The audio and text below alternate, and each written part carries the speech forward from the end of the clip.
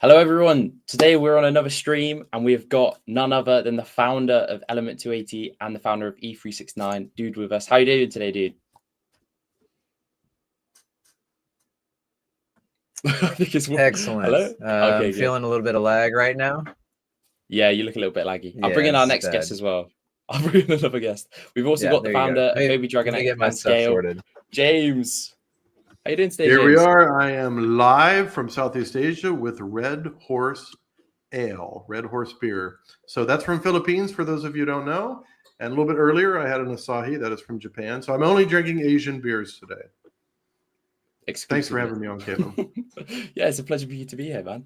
I mean, so what's it like living in Southeast Asia at the moment? Is it like quite... It's fantastic. I mean, it's tropical weather. You know, I grew up, I was born in November in Pennsylvania, which is a very cold month. And I've never liked the cold. And in all my decades, I've never liked the cold. And I didn't realize, even though you hear about countries that are warm, I didn't realize how nice it is to be in a warm country. Like, I love summer, and it's summer 12 months a year here. Of course, you got your rainy season, but I wouldn't go to a country with a winter if I didn't have to ever again. Maybe to visit, certainly not to live. Certainly not to live. Do you think it's one of those things that now you've moved there and you've experienced life there, you kind of just want to stay there? You don't see a point to move back to the US? There is no reason to move back. Yeah. There's no reason to move back. I mean, I go back and see. Well, I've been back twice since 2012. I thought it was once, but it's actually twice since 2012. Both times for one time for 1 month, one time for 2.5 months. So I do get, when I go back, I don't just go for a week and see the family and leave. However, I don't see any reason to stay in America. America's a great country, and I will never give up my American citizenship. However, I prefer to live abroad. It's just a better thing for me. It's worked out better for me. I believe it. I believe it. But yeah, I'm the same way. Like I have nothing against the US, but there's lots of places out there in the world to live. And I think a lot of good options for sure. Yeah. I really want to go and visit Asia, but it's like quite cheap there, James, right? Compared to the US. There is no country that's expensive except Singapore as a city-state is very expensive. If you go to Japan, if you're in Tokyo, it's like being in Los Angeles or Manhattan, New York, or probably downtown UK is probably also very expensive too. But most of the other countries and cities are reasonable. All through Southeast Asia is very reasonable, you know, inexpensive to live. However, there's always trade-offs. You've got, you know, in some countries, if it's like Singapore is very safe, but it's also expensive. If you go into some other countries, maybe the economy is not as stable. You have to maybe can't go out at night. You got to be careful where you are, you know, and things like this. There's always trade-offs in life, and especially in where you live. You have to know where you are, you know, and make sure that you live within your means, and you know, don't talk too much about millions of dollars of crypto or whatever. Yeah, you gotta keep it down. Yeah, if you could give advice to like I'm 21 now. Would you move as soon as you could, or do you think you'd wait? I would visit. So I would take the opportunity when you are younger to visit. I didn't leave US until I was like 36 or 37 to go on some trips. I think traveling when you're younger is easier. There's less risk. And yeah, so it'll be, somebody just said Hong Kong. Hong Kong is a very nice place. Long Kwai Fong is very, very great. It's that's actually the drinking area in Hong Kong. Long Kwai Fong. I used to speak a little bit Cantonese, even though people laugh at me when I speak. I could actually speak a little bit with the accent, but Hong Kong is actually great. So back to your question, I would travel as soon as you can. Travel as soon as you can. Travel throughout Europe. Travel over to Asia. If you ever need opinion or advice, you know, if it's in Southeast Asia, just tell me where you want to go, and I'll meet you there. We can actually do something like that. I feel like it's one of those things that everyone should, if you have the opportunity to travel, it's like you're missing out. Like on Earth, there's so much to do, but I feel like a lot of people are just locked in their country to their like reality. But there's so much like culture out there, so much different experiences. So I think traveling is massive. Dude, have you ever been to Hong Kong? I have not. I haven't been to any of Europe or Asia. That's definitely on the to-do list. But the U.S. is so massive that you can spend years traveling just the U.S. And then Canada. I've done some Canada cruise ships, that type of stuff. But no, nothing in Europe or Asia. But definitely will at some point for sure.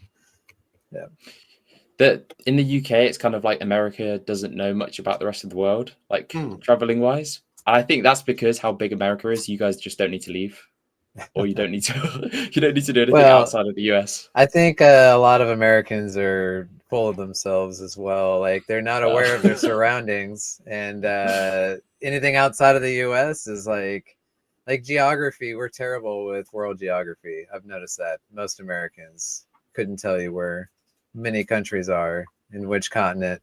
It is what it is. Yeah. They've just never like traveled, really, have they? I think that's the main thing.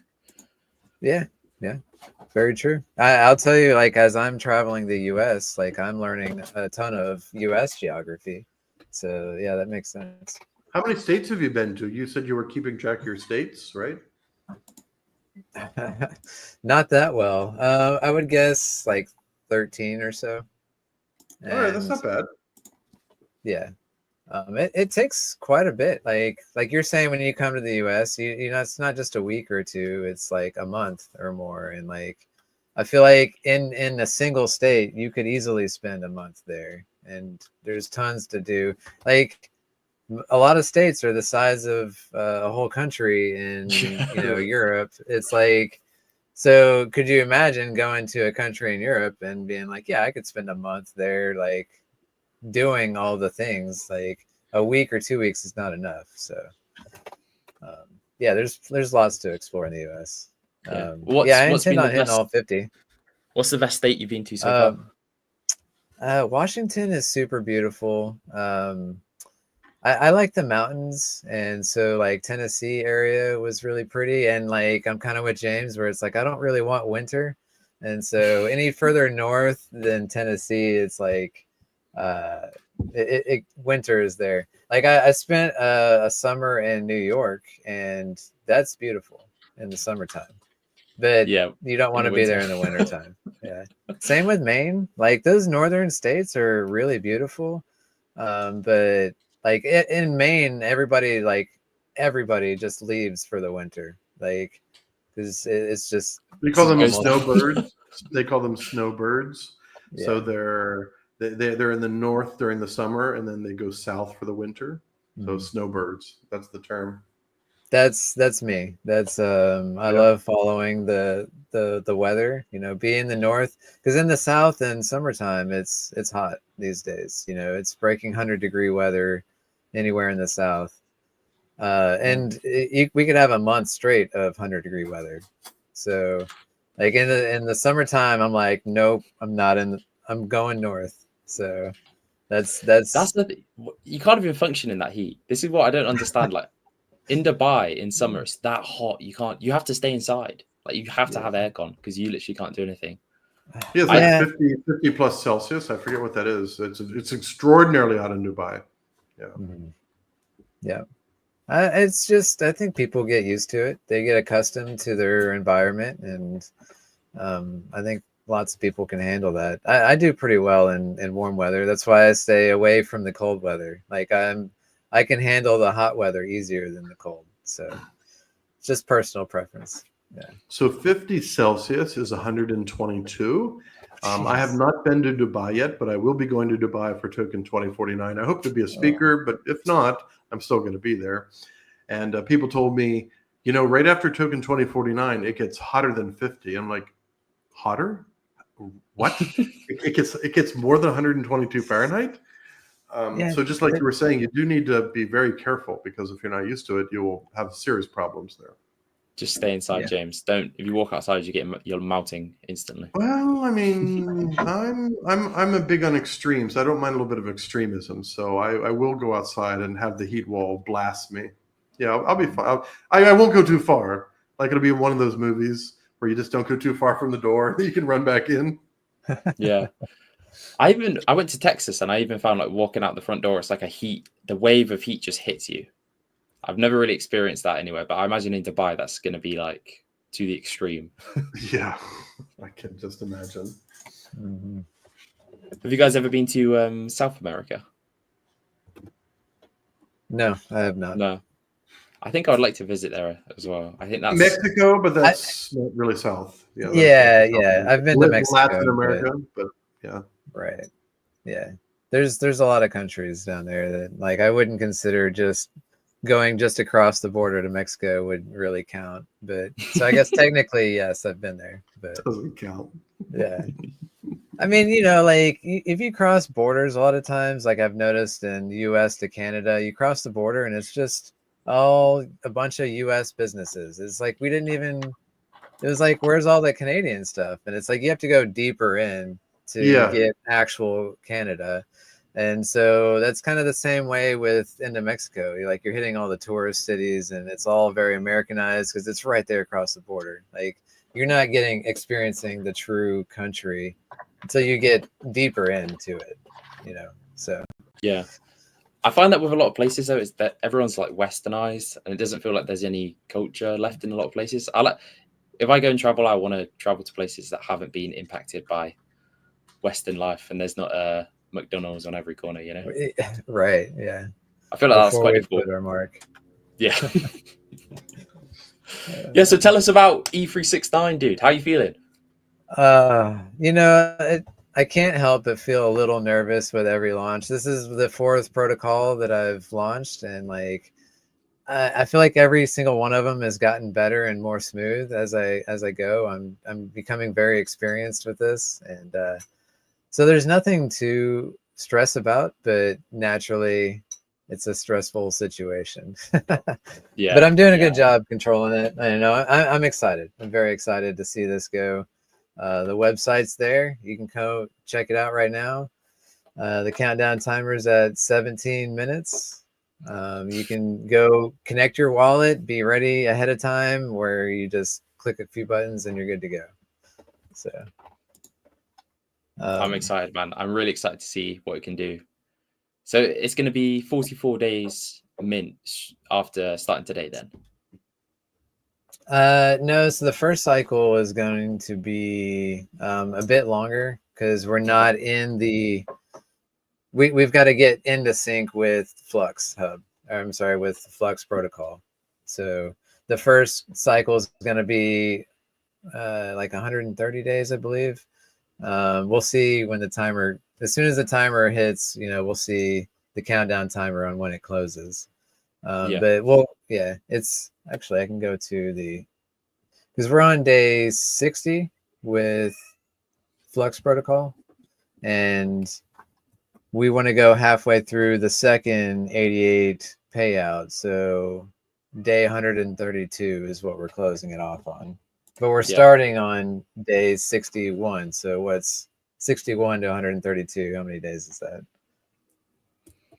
I don't even want to attempt to do maths on stream. Just in case. And be forever wrong on the internet. Yeah. Lose over you. Yeah. Right. But that's fine. We don't need to do the math. If you pull up the website, it'll show, it does all the countdowns for you. Yeah. Yeah. This is the easy button. It is. So. Yeah, literally. And then there's going to be 44 days where there's no minting, approaching the 88-day payout for Flux. Correct. And then it's going to start again after. Oh, we have another guest in here. Erwin, how you doing, man? Let's freaking go. Nice, Erwin. Fantastic. Welcome. Another launch party. A bolt of energy has arrived. How you doing, Erwin? Is it all good? Yeah.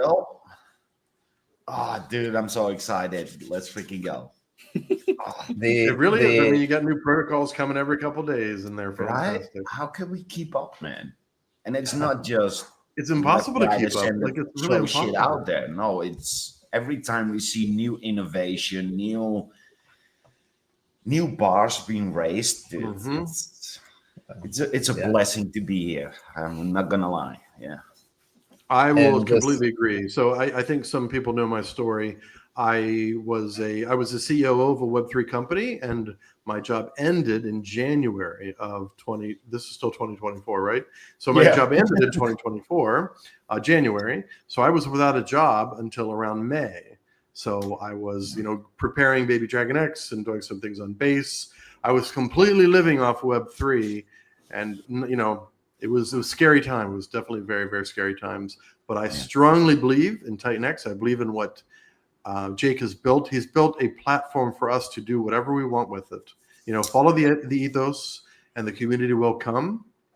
And there has been a fantastic, very, very strong builders that have come in here.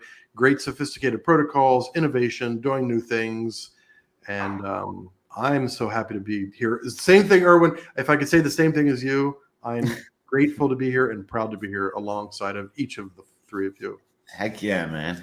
Let's freaking go. Yeah, it's actually amazing that Jake's started Titan X and now we've all met and all these different projects have formed, all these different kind of sub-communities have formed. Yeah, I feel honored to be here as well. It's awesome. Yeah, it's really, really. And awesome. You're the youngest one. I might be the oldest one. I actually know Ali and I have the same birthday. I don't know the birth year though. But yeah, it's we're spanning generations here. There's different generations that are in this thing. We are the and all over the world in different geographies. I imagine you're from the 70s as well. 68. Dude, golly. 68. Then you're exactly 10 years older than I am. Year of the monkey, I like to say. The monkey is one of those very, very mischievous, like in the Chinese zodiac. The monkey is extremely mischievous, and I feel like I fit that to a bill. I'm not even sure what my zodiac year is. I'm not so sure. You can just go to China Zodiac. I mean, type in your Jeffs. Yeah.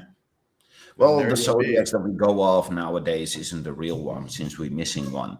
Caleb was on a super interesting. Obviously, I'm not going to hijack the stream, but Caleb was on a super interesting stream with a guy. I don't even know who that was, but they were talking about like metaphysics and all this interesting stuff.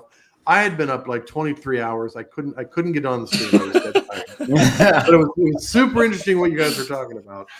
And, those are conversation I would love to partake in. I'm a really big fan of physics and science and been studying it for 20 years. So yeah, I love those kind of conversations for sure. This was other things. I mean, we're talking like I mean, Caleb, obviously you were there, so you can probably articulate it better, but it was like metaphysics and vibrations and connectivity and really interesting stuff. And I threw in simulation theory, and then I was just in the community chat. I wasn't actually and I wasn't hitting the volcano either. I don't have a volcano, so I wasn't even drinking. I think my mind was being blown on that stream as well. I wasn't understanding fully. Erwin as well, our stream. You were blowing my mind as well. Like there are some really intelligent people in this community. And I really like hearing everyone's kind of perspectives on what's going on. James, what's your belief then? Where do you think with numerology and with like purpose and stuff like that? What do you kind of believe in? That is too large of a question. That's far too large. Okay, maybe go into numerology. Do you believe in all the numerology stuff? Yes, Everyone's... I do believe in the power of numbers. Yeah. I absolutely believe in the power of numbers. I feel like I can learn a lot more about it, but I've always believed in the power of like certain numbers. Yeah, and some people call them lucky numbers, but like the perfect numbers. I've always been heavy into mathematics. And I believe everything is based on math, although there are very good arguments to say that we have created math to fit into the universe, that the universe is not actually our math, but our math system is created to make our universe make sense. So if we ever meet an alien race, their math may be very different. Now that's some interesting topics as well. So I've been looking at those types of things over the past couple of years. Our math system may not be the only one. However, things like the cesium atom or the cesium, like that frequency that goes back and forth, that's a standard. Like that's a constant. So certain atomic things like the number of protons and the number of neutrons and the speed of light and things like this, these are constants. So that math will be consistent in a sophisticated alien race, but not the numbers themselves. That's the formation of a lot of my belief. Yeah. Not religious, but that's the formation of a lot of my belief. Yeah, I'm the same. But what you're saying about speed of light is actually not correct. But I agree. Even though current science wants to make you believe that the speed of light is constant, every true physicist will tell you that's not the case. But It's that's too not what damn they tell you complicated in for me. school. It's and I said that probably as soon as I said it, I knew I probably shouldn't have said it. No, but exactly you're like correct. that. I But mean, you're if you absolutely go right. off of mainstream or mainstream schooling, then yeah, the speed of light is constant. Even though if you go above PhD or to PhD level, they all say, no. We have no idea. We have no clue. Like literally, it's funny how that works, man. And what happens in black holes or as you get near them. Exactly. It's all theoretical. Yes, it really is. It really is. But yeah, so James, what you said about maths, that you think it could be, if there was aliens, they could have a different way of maths. So that's humans making sense of everything. Don't you think that could be the same for numerology? It's just humans making sense of the world around us. Well, we have to have some type of sense. Like we have to. Well, if you believe do we actually exist? Brain in a vat. So I think the last thing I said before I got off the stream was, is anybody familiar with brain in a vat? Is it possible that you don't exist, that only I exist, and I'm imagining all these things around me, that these sensors, the sensory inputs are coming in, and I'm just imagining that I've got screens here, I'm imagining crypto, I'm imagining this beer that I'm drinking that's fantastic. Brain in a vat is not a new term either. Brain in a vat's been around for decades and decades and decades. Yeah. I mean, it's a possibility. I just like to live in reality. But yeah, I agree. I mean, at the end of the day, could you tell the difference? So let's say the Matrix was real. Could you ever prove to yourself that it's not the case? No. So why would we even spend time to it? Why would we theorize about something that could be in the Matrix, even though you could never prove it? Nobody on Earth could ever prove a concept or a theory. So why would we spend time on it if you can never exactly prove it? Because the things that we do in this reality have consequences. Yep. If I go out and break the law, I may be arrested or have to pay a bribe. It depends. But my actions have consequences in this reality, so I must treat it as reality, and I do. I don't wake up thinking, "Is this real or not?" I don't wake up like that. Not most mornings. But it is fun to. It's fun to Before we ponder started it. the stream, I was telling a story, so maybe on some mornings, maybe. I mean, numbers are way more powerful than people could ever imagine. Yes. I mean, the number 369 is literally engraved in our complete reality. It's insane. If you really go deep dive into numbers, even though people don't really believe it. Like with Tesla, what he's Yes. talking about. Yeah. Oh, yeah. Yeah, people have no idea how significant the number 369 is. I think some people do. I think a handful of people do. Like Yes. dude seems to know. Richard Hart seems to know. I mean, a couple people know. Well, once you realize that math is a description and use it as a description, then you could literally write down the world in numbers and words. That's all it is. It cannot create anything. It cannot prove anything. It can only describe something. The same as a book. If you read Dora the Explorer, you're reading a story. Does this book now prove Dora the Explorer? No. Math is exactly the same way. It cannot prove anything, but it can describe a lot. Yeah, my mind's being blown. Yeah. If your mind's being blown out, topics. just get ready. We are now less than 5 minutes. We've hit the orange. I just countdown refreshed button. Titan Hub. Way to go, Mike. Go. Yeah. So Can you? 5 minutes. I guess I can. Yeah. Let me. Do you want to share your About. screen? Yeah. My internet is being terrible. Do you have your right VPN now, off? but I always remind people, take your VPN off. Give all my information out. That's what you're saying. No, but I mean, your VPN is cutting your bandwidth down by 60 or 80%. You can also change the amount of, what do you call this? So look in your camera, the camera resolution that you're sending out, you're probably sending out 720. If you just send out 480, no one will know the difference, and your bandwidth will be reduced. So I'm pretty sure. Yeah, I'm on 480. Okay. It's Elon's Starlink. You know, it's convenient. It's nice, Yes. but it's not the best. It's not the best. I mean, the upload speed is just not really that significant. Download is pretty fine, and it's overall pretty stable. But yeah, I agree. I got Starlink since a couple of weeks now, so yeah. No, I'm not going to talk down on it. It's solid product for what it yeah. is. You know, it's just you can never compare satellite to like cable or fiber. Nope. You know, like there's just no. You can never beat a hard line. You know.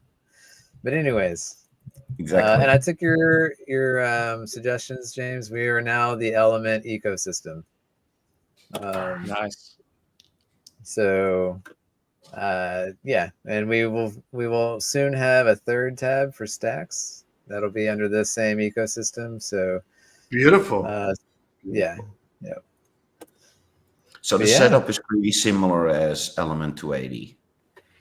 Yes, we've simplified it even because we've removed the amplifier options. This is just a simple common rare legendary, same cost basis, same reward ratio as Element 280. 100 commons equals 10 rares equals 1 legendary. It's all the same. And I highly recommend not minting 100 commons. If you can afford the rares or the legendaries, 10 rares over 100 commons is going to save you 10x in gas, basically. So keep that in mind when you're minting these. I understand minting 10 rares over a legendary so that you're more flexible in what you want to do with your NFTs. That's fine, but going to 100, I do not recommend it. But yeah, it's so dude, you were mentioning earlier here that Helios was a stressful protocol because a lot to do, and it was your first one. But this one, highly automated, and there's not a lot to do on not a lot that you have to do now, right? Is that correct? That is correct. It's hard coded to start exactly at the cutover date of Flux, which is in 2 minutes. So we're going to be perfectly in sync with the Flux protocol, with our start dates and everything. That's awesome. Yeah, so as soon as the auctions start, someone can just come in, click the button, and it sends the Titan X from E369 straight to the Flux auction. Exactly. And we're expecting, this to be hit in the first hour pretty much daily. It's publicly callable. So anyone can just come in here and click the button and, it'll do the automatic allocation. We can adjust the amount of Titan X that we're going in daily. But it's super simple for the user. They're just going to show up, click the button, and bam, we're in the auctions. You said a maximum of 20 billion, right? And then it can go anywhere in between that. Okay, cool. It's we can set the limit to whatever we want, and it's a hard number. So if it's not, so currently it's at 20 billion. If we're only at 15 billion, the button is not clickable. It has to be 20. And then if we're over 20, when you click that button, it's going to only use 20. So we wanted to fine tune it because we didn't want people clicking the button with only like 100 Titan X in it and then creating a stake that's super low value. Like we wanted to, minimize it. Oh, there we go. We are live. Nice. Let's freaking go. Congrats. All right. Woo. End it. Everybody So ready? there we go. To set some records? The math is math for us. It is a 72-day minute. And then once that ends, then we'll go to a 44 off, 44 on schedule from here on out. But this first one is just to get us synced up perfectly with Flux. So awesome to see here. I wonder. Let's go check out some stats. How is this working?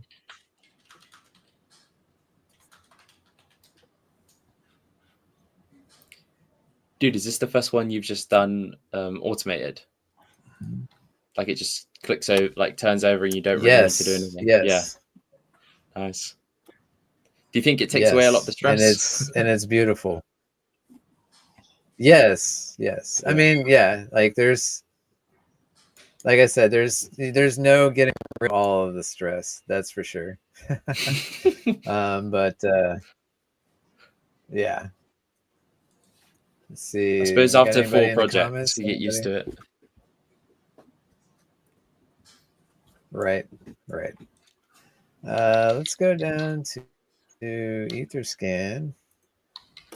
Let's see what we got going on here. We've got some successful mints. Nice.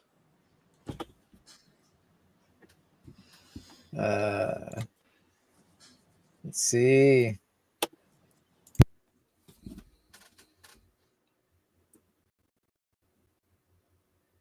Let's go back to the hub here. Come on. Oh, I need to upgrade my setup. Uh-oh. Oh, what happened there? Let's refresh. Let's refresh, see what happens. Refresh is like the magic thing for Web3. It's just it takes care of 99% of the problems. Yeah. Right. So and I'm the end version with the 12 instead of 10. That's no longer a thing in this one. Correct. Yeah, we just have just the 3 simple options. Right. Yeah. Perfect. Yeah, and we're trying different things out. I really like the concept of these utility NFTs, and I think there's a very strong probability you guys are going to see more. But yeah, we're still kind of playing around with like what works best, and so I'm going to try to keep this simple and see if the users like that or not. I mean, simple in our terms, but for people outside, it's still probably a web that takes some time to figure out. But I'm loving it. And I've said it multiple times. I was a hater of NFTs, but no longer. I'm loving NFTs now. Yeah, dude, you came in with Element 280, and I think it's like a proven thing. You've got everyone loving NFTs again. So if it works, which it does, keep doing it, I think. Exactly. Mr. Smith said he minted. Very good, Mr. Smith. I've even changed my own mind because I used to be in that camp of like NFTs, those are stupid, and like I remember those conversations because we were talking about the first NFT project in Titan X, and I was telling you, "Hey, I'm getting this. I'm doing the dragons," and you're like, "I don't know. I'm in the NFTs. I'm kind of like over here. I don't hate the project, but NFTs, It's like he's the Larry David. You were like Larry David. Perfect. That is the perfect description. That's exactly how it was. So, but yeah, I've changed. E280 has changed my own mind. Like in development, like with the idea, I was like, this is amazing. Yeah, I do like it. And we've seen with E280, it's been amazing to see the number of NFTs that have already burned. We're just getting started. It's like day 40. Let's go check. Day 41 for Element 280, and we've already seen roughly 500 NFTs burned. 500. That's amazing. Already. Less than 10,000 in supply currently. So I think 500 is a big number compared to 5%. Only 10,000 in existence. Yeah. That's amazing. We're about to hit this 50% mark. I mean, I personally love to see people burning NFTs. They burn the NFTs. They probably sell some or all of their Element 280, and then there's just one less NFT collecting those rewards. So my percentage keeps going up and up and up and up. The Dragon Horde keeps going up. My personal little Z-bar stack over here, my share percentage keeps going up. We're holding. I'm holding and holding and holding. This to me, Element 280 and Element 369 are passive income for the long foreseeable future, not investment in device. I'm just telling you what I'm doing and what we're doing. You always gave me a heart attack, man. I hear everybody about burning NFTs, and I'm like, wait a minute, did I do something wrong? Because I didn't burn anything. What's on fire? Something's on fire, Jared. No, man, last man standing. I'm loving the concept. Yeah. I think there are some diamond Well, hands. I'm going to say, I think there's going to be a lot of people that are diamond hands. They're not going to burn no matter what. No.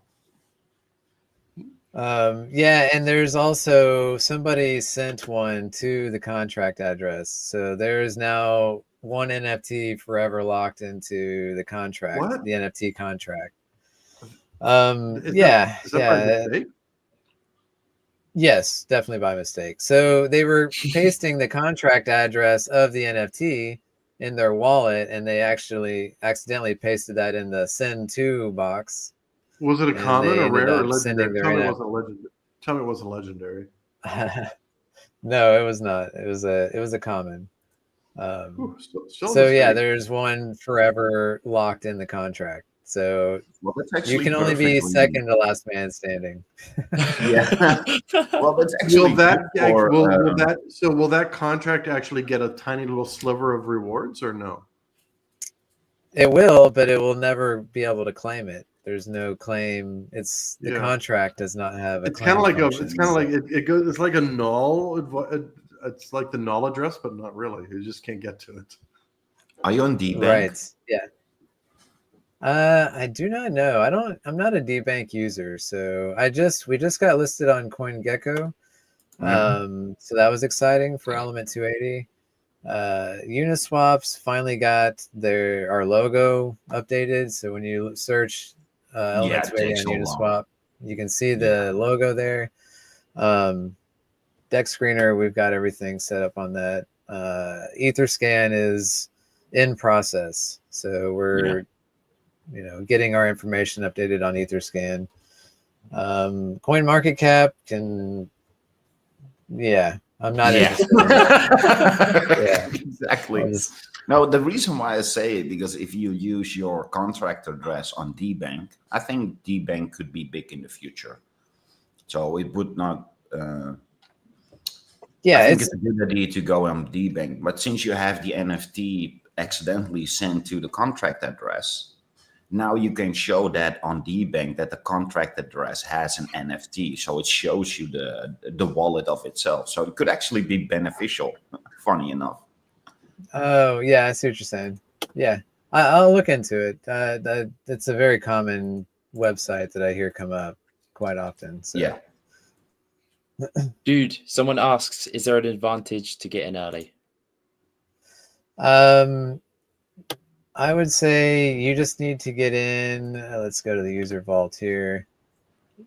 You need to get in before this distribution cutoff date if you want to be in the beginning. 5 days, basically 6 days. Yeah, 6 days. So, okay. yeah. The price of these NFTs are never changing. It's always going to be what is shown on the website. And then after this first 6 days, it's going to switch over to 11-day cycles. So as long as it's the same as E280 was, as long as you minted right before this countdown timer hit at 0, like you got a piece of that payout. Right. So that's what I love about this whole ecosystem and the way everybody's setting it up. Everybody gets the same level playing field for a set duration. So if you don't take your shot, it's all up to you. There's nobody else you could blame. 100%. As Stunna Breezy says, crypto is a solo sport, man. Crypto is a solo sport.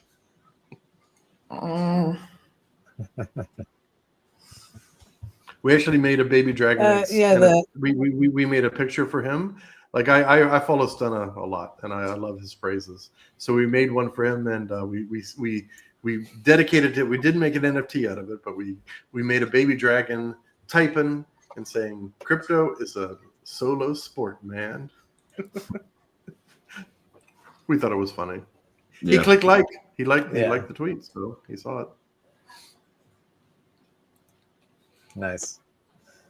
Yeah, and I was excited to see Joe Paris streaming with Jake. Hopefully, we can get a little bit more outreach. He seems genuinely interested, opposed to like KOLs and just paying them to shill. So, that's exciting for the Titan X ecosystem. I think it's awesome. I think it's just a matter of time before more influencers pick up Titan X, because the stuff going on here, I don't think it can really be ignored. It's not really being done anywhere else in crypto. So I think it's a matter of time. And it might just be green candles will be the best form of marketing for people to fully switch onto it. But we'll just have to wait and see, I think. Ted said he minted and now he's happy. Beautiful. I hope you're feeling better, Ted. Where? TEDx is minted and happy. What says there? I mean, I'm just reading the screen. TEDx is happy. James, I just read it. Oh, you did it? I'm sorry. Am I lagging? I'm actually swapping out some Titan X so I can get a legendary. The ecosystem for a sec. I'm getting a legendary. Glitch in the Matrix. Glitch, yeah. Definitely a glitch in the Matrix. I need another beer.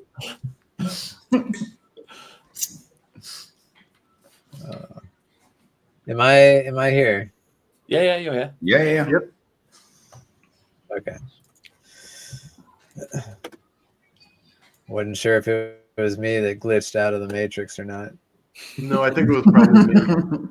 I'm trying to do like 6 things at once, and it's so funny because you would think at night there'd be less people online, but something happens to the internet at night. Like I don't know, maybe they reduce the bandwidth at night. I don't know, but I tend to have less bandwidth at night, so I have to tone everything down, and then there's a bit of a delay, so I have to make sure I don't speak over top of others. So I'll try not to do that. I actually have the same. My internet goes worse overnight. Oh, it does? You have a night thing too? Yeah, I live on EST time, and since I live in Europe, I go to bed when the sun comes up, pretty much. Oh, and I'm starting to do the same. You have to, you have to live to the US time, I think. It is what it is. Yeah. If you don't, you can't participate in 80% of crypto, because 80% of crypto is still in the United States. So if that's where the action is, why would I live on UTC times? That makes no sense. It's strange, like waking up in Europe, because it's really quiet on Twitter, and then it picks up like really heavily into the afternoon as all of America starts to wake up. Exactly. Yeah. So when it's midnight for us, finally the action starts, because all the Americans come home from work and had their dinner or whatever. Yeah. What you guys thinking of this price these days? Let's have a price chat on Titan price X chat. before Are we talking about Titan X price? Or are we talking about the X28 moves? Titan X. Like, I'll let others go first. I think people can create their own imaginary horribles and fuck themselves out of their own bags, and just to sit probably behind their cup of coffee and their TV screen crying to the chart because it now is 3x higher than they got out. It happens every single cycle, man. I said it literally yesterday. You could now see that we are at the breach of really start moving, because everybody's in disbelief. We're starting to climb the world or the wall of worry. Everybody is making whatever excuse they can give themselves to get out of a position because they think it's going to collapse. And it's literally that wall of worry. Yeah. And when we were in a private call yesterday night, I said that we are so close. The fact that all these signals are coming right now, the only reason why you have them is because BTC is at 93K and your coin isn't doing what you think it should be doing. And now you're going to make up excuses and whatever it is. So I'm like, oh, yeah, keep them coming. Oh, more FUD, keep them coming. Oh, yeah, we're close, baby. We're close. I'm loving it. I do think it's crazy how emotional people are in crypto. And everyone knows crypto is extremely volatile. So Me too. the idea for crypto to like, if there's a dip, everyone changes their mind, even that none of the fundamentals have changed. I think it's just, it's crazy, especially on Twitter. I feel you see the emotion more on Twitter than anywhere. But I think everyone should just have a long-term mindset. We all know where it's going. When it's green candles, think about all the reasons why you're bullish on it, all the fundamentals. And when it's red, they're still there in the background. So I don't know. Yep. That's the way I look at it, I think. Well, people need to realize that in a bull run, Bitcoin takes 2 years to get from the low to the top. All coins do it in 2 months. Yep. So like, just wait. There's going to be a point that it's going to take off and it will literally not make sense. The numbers on your screen will not register. I've seen it. This is going to be my 3rd cycle right now. And every single time when the bull run starts, I'm like, no, this can't be real. Every single time. Yeah. And I mean, we've kind of saw it with Titan X. Titan X, after day 280, just absolutely started blowing up. And that was completely unexpected. But yeah, you're so right when you say it's all of crypto. It's just, everything can happen within the span of 30 days that you've been waiting 2 years for. So correct. Yeah, you just have to pay attention and not get too emotionally attached to these small dips, I think. Yeah, that's the thing. People think that the bear market was hard, but the bull run is way harder. Yeah. 99% of the people do not get the gains that they thought they were getting because they get out too early. And you will see now the first run we will have, it's probably going to be around a couple of X's at least, maybe up to a 10X. We're going to retrace 80%. It's going to stay there for a couple of weeks. And then we're going to move up again, probably a 10X. We're going to correct 60%. That correction doesn't take a couple of weeks anymore. It now takes a week. And then the next move up, it does exactly the same. The correction is going to be 40%, and it only lasts for 3 days. And then we go again. So the correction diminishes, but the duration we're in a correction diminishes as well. And as soon as you start seeing this, you know you're in a parabola. Now you got to pay attention. Yeah. I think in crypto, you have to embrace the volatility because it's not a negative, it's a feature. It can go crazy in all directions because it's one of the most quickly appreciating asset classes ever. So you just have to accept that and not fear the markets when they do go really high in one direction or the other, and just be prepared for both kind of scenarios, I think. I mean, the higher Bitcoin goes, the more economic value is stored in it. So once this rotation takes place, if you have rotation out of Bitcoin when it was 20K and only $500 billion of market cap, now if Bitcoin reaches its high of 140K maybe, or whatever it may be, and it is 2 trillion market cap, how big is that rotation again? Oh, yeah. Here you go. So how much money is that rotation now? So a lot of people say, yeah, altcoins can't do what it did, let's say in 2017, because there's way too many altcoins. Even though I do agree, the amount of economic energy that is coming into the system is 5 times as big as in 2017. Yeah, we have 5 times the coins, but we also have 5 times the economic energy that's coming in. Yeah, I agree 100%. Well, there's always coins that fade into the distance every cycle, you know. That's the true test. You know, can you survive the 4-year cycle and still be relevant? It's impressive to see like a lot of dinosaur tokens still in the top 100, though. That's interesting to me that you don't hear about at all. Yeah. Dude, Mo said there's someone in his comments who wants to build Element 420 on top of Blaze. It makes perfect sense. I was laughing at that. 420, baby. Let's go. Something is coming for sure. Something is coming on the Nice. horizon. I mean, it 2 would make weeks. sense for numbers. 4-2, 4 times 2, 8. Let's go. Yeah. Yes. Yeah. I think it's awesome, dude, how everything's kind of helping Element 280 and Helios as well. Like everything you build, it's like it's always in your mind, isn't it? You always have an allocation to help support because it's that's the beauty of Titan X, really. It's everything supporting each other, and all these projects that you're launching are just all being recycled to further help the other projects. So yeah, I can't wait for that. And especially as investors, like if you're in Element 280, knowing that there are all these projects on the way as well, Helios, it's super, super bullish, super bullish. I agree. And don't stop building. Yeah, like it's I'm we're developing stacks right now. Like it's that's going to be another E280 protocol. Like Let's freaking go. so much goodness coming for this, and all these things are adding additional volume, additional buy pressure, like all the additional burns. Like what more could a person ask for?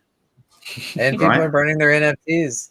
People don't see the vision, and that's great. It's everybody else that stays, they're smiling. Their grins get bigger and bigger as other people sell. Like it's I feel like I've flipped the script on like people exiting. Usually that just like murders the chart and like people get upset and then others sell. Like this is like people are cheering on others to burn their NFTs. Like it's great. I love seeing it. The chat is so much fun.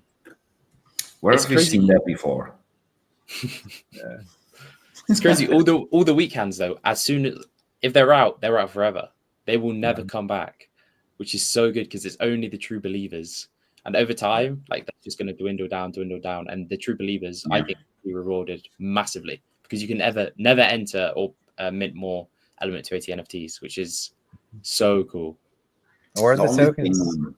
A little bit, I'm not going to say worried about, but it's a metric that I would love to see go in a different direction, is that the most of the coins on Titan X, you can see that the smart people are accumulating and the smaller people are exiting all the protocols.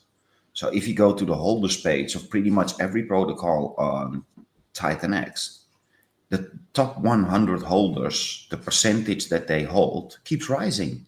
That should be lowering. The bigger wallets should be going down and the smaller wallets should be going up. But apparently we have a lot of people that are just afraid, and there are smart people sitting behind their desk. Okay, give it to me. Give it to me. And you see these big wallets just growing and growing. And I would have loved to see it go the other way, because the more distribution we get now, the higher we can go in the end. So I totally agree with that. By the way, it is very inexpensive to mint. I'm minting a legendary right now for the Dragon Horde. So my first confirmation is $2.68 in gas. I don't know if there's a second one. Is there a confirmation then a mint, or is it just a one step here, dude? No, there should be an approval for your Titan X and then a mint. Gotcha. Yeah. Just want to get my legendary in the first, couple hours. Just make sure. I don't have to be first. Well, we don't have to be first. Exactly. When I heard I had 5 days, I was okay. I was already setting up. Right. You're already. Oh, I have 5 days. Okay. It's all good. Yeah. $9 to mint, $2.68 to approve. So not too bad. I don't know what Gwei's at, but not too shabby. Yes, yeah. That's always a part of the stress too, is like what is Gwei gonna be? What's the gas cost on a launch? Yeah. Mm-hmm. I forever will have PTSD with Helios with 200 Gwei gas at launch. Oh my god. Same with Baby Dragon X, isn't it? Yeah, Baby Dragon X. I mean, we were just a day later, like 36 hours later, whatever, than Helios. I mean, I was ready to do 12 ladder stakes with Helios, And when I saw Gwei was so high, I was like, fuck it, I'll just do 6. Like I literally didn't care if it was $100 mints. I didn't care. $100 miners. I'm not afraid of those numbers. I didn't even bat an eye. Like I didn't.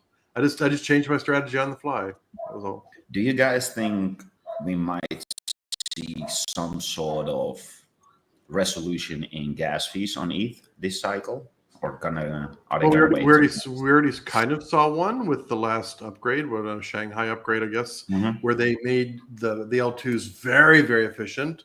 So more network, more traffic went to the L2s, and Gwei went way down. But now network traffic is picked back up. So I don't know what else they can do on Ethereum. I mean, they're kind of running out of innovation they can do there. Yeah. What do you think? Or you asked the question. Do you have an opinion on that? Well, I'm wondering when this whole sharding is coming along, because if we are now, if ETH gas fees are around $100 at 40 Gwei, and we haven't even started yet, BTC hasn't even started to catch up with ETH or with BTC. As soon as it starts doing it, ETH prices will go bananas, because one, the price of ETH goes up, everybody is gonna use ETH again, so the Gwei is gonna shoot up, and we're gonna see $300 swaps again. Nobody's waiting for that kind of nonsense.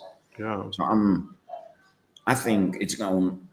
The things that we saw previous cycle in 21 with the gas fees, I think it's going to be way worse now. We have Hopefully more not. traffic. There's Hopefully more. not. Yeah. I mean, we getting new coins. So we're not seeing it right now because everybody is playing on Solana. But there's going to be a rotation out of Solana. To get out of Solana and get into real value, you got to go to ETH. So at some point, all that economic energy is going to roll right back. And then everybody is sitting here with a lot of money, but nobody can transact because you got to pay, $800 to swap? Yeah. I'm seeing it coming. Because we have now way, way, way more economic energy that still needs to flow from all these layers back to ETH, including all these transactions. So if that's the case, we're going to see $800 swaps. I really thought we were in good shape, but then it turns out we are not. Yeah. it didn't last very long. Like, no. You could, the gauge that I usually use is if you're transferring ETH from one wallet to another.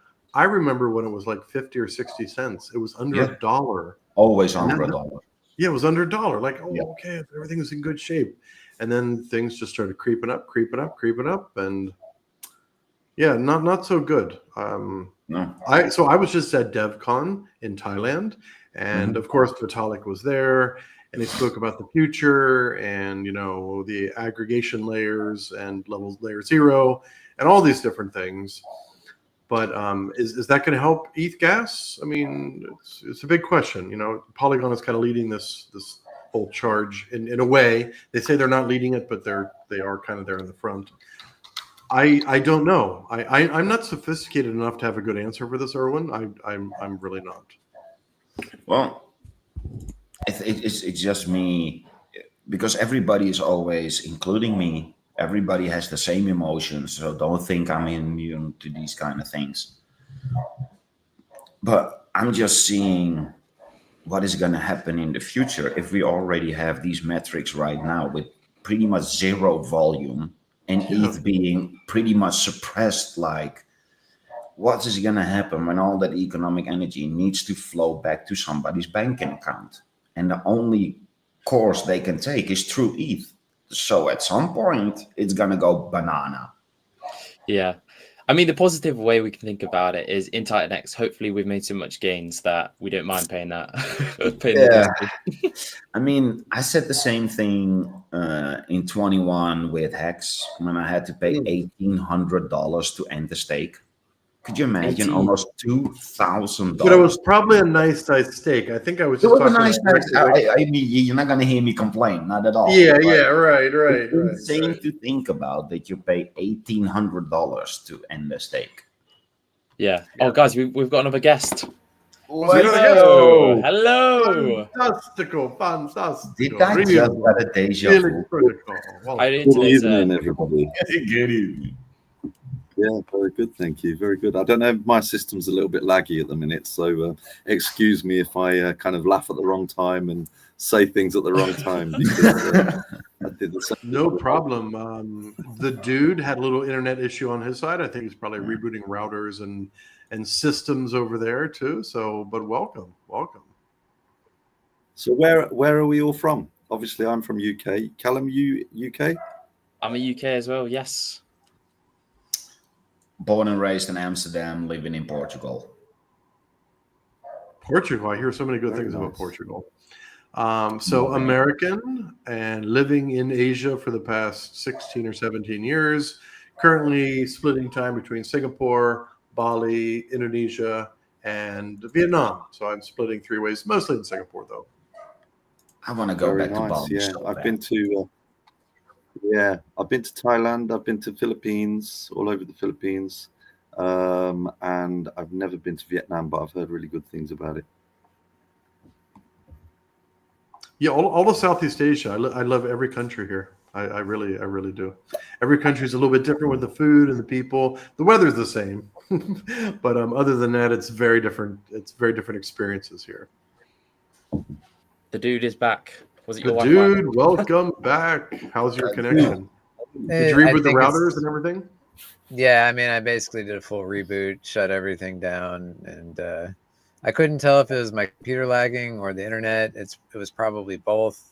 Like I've been saying this for weeks. I need a new PC. That's just the end of the. If your PC doesn't have 32 gig of RAM, you need a new one. So I was also laggy.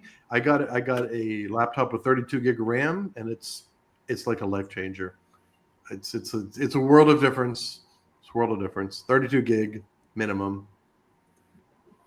Yeah, I'm getting the latest and greatest, whatever that is. You can't go Yeah. higher than 32. You can't go higher. Let's go. I'm almost down for a new PC. Mine is already almost 3 years old. Technology goes so freaking fast. It's insane. It feels like And as soon they as you just- upgrade, you just need to upgrade again because there's always like Yeah. a better version coming out, isn't there? I've been building my own PC since the Pentium 1, pretty much. But that's not 1993. That's like I was also building back then. I love Yeah, those I old really- the old days of the Pentium ones, and it was such a dramatic change. Oh, Pentium It was 2. insane. Yeah. I went from the 286 to a 386 to a Yeah. 486. Then we Yeah. got the MMX technology. Then we got Pentium 1. That MMX technology, that was a game changer. Like your computer just went from being a wristwatch to a space station or something. Yep. When you look back right now, I still own my first hard drive, and it was 512 MB hard drive, and I Right. paid 600 guilders for it.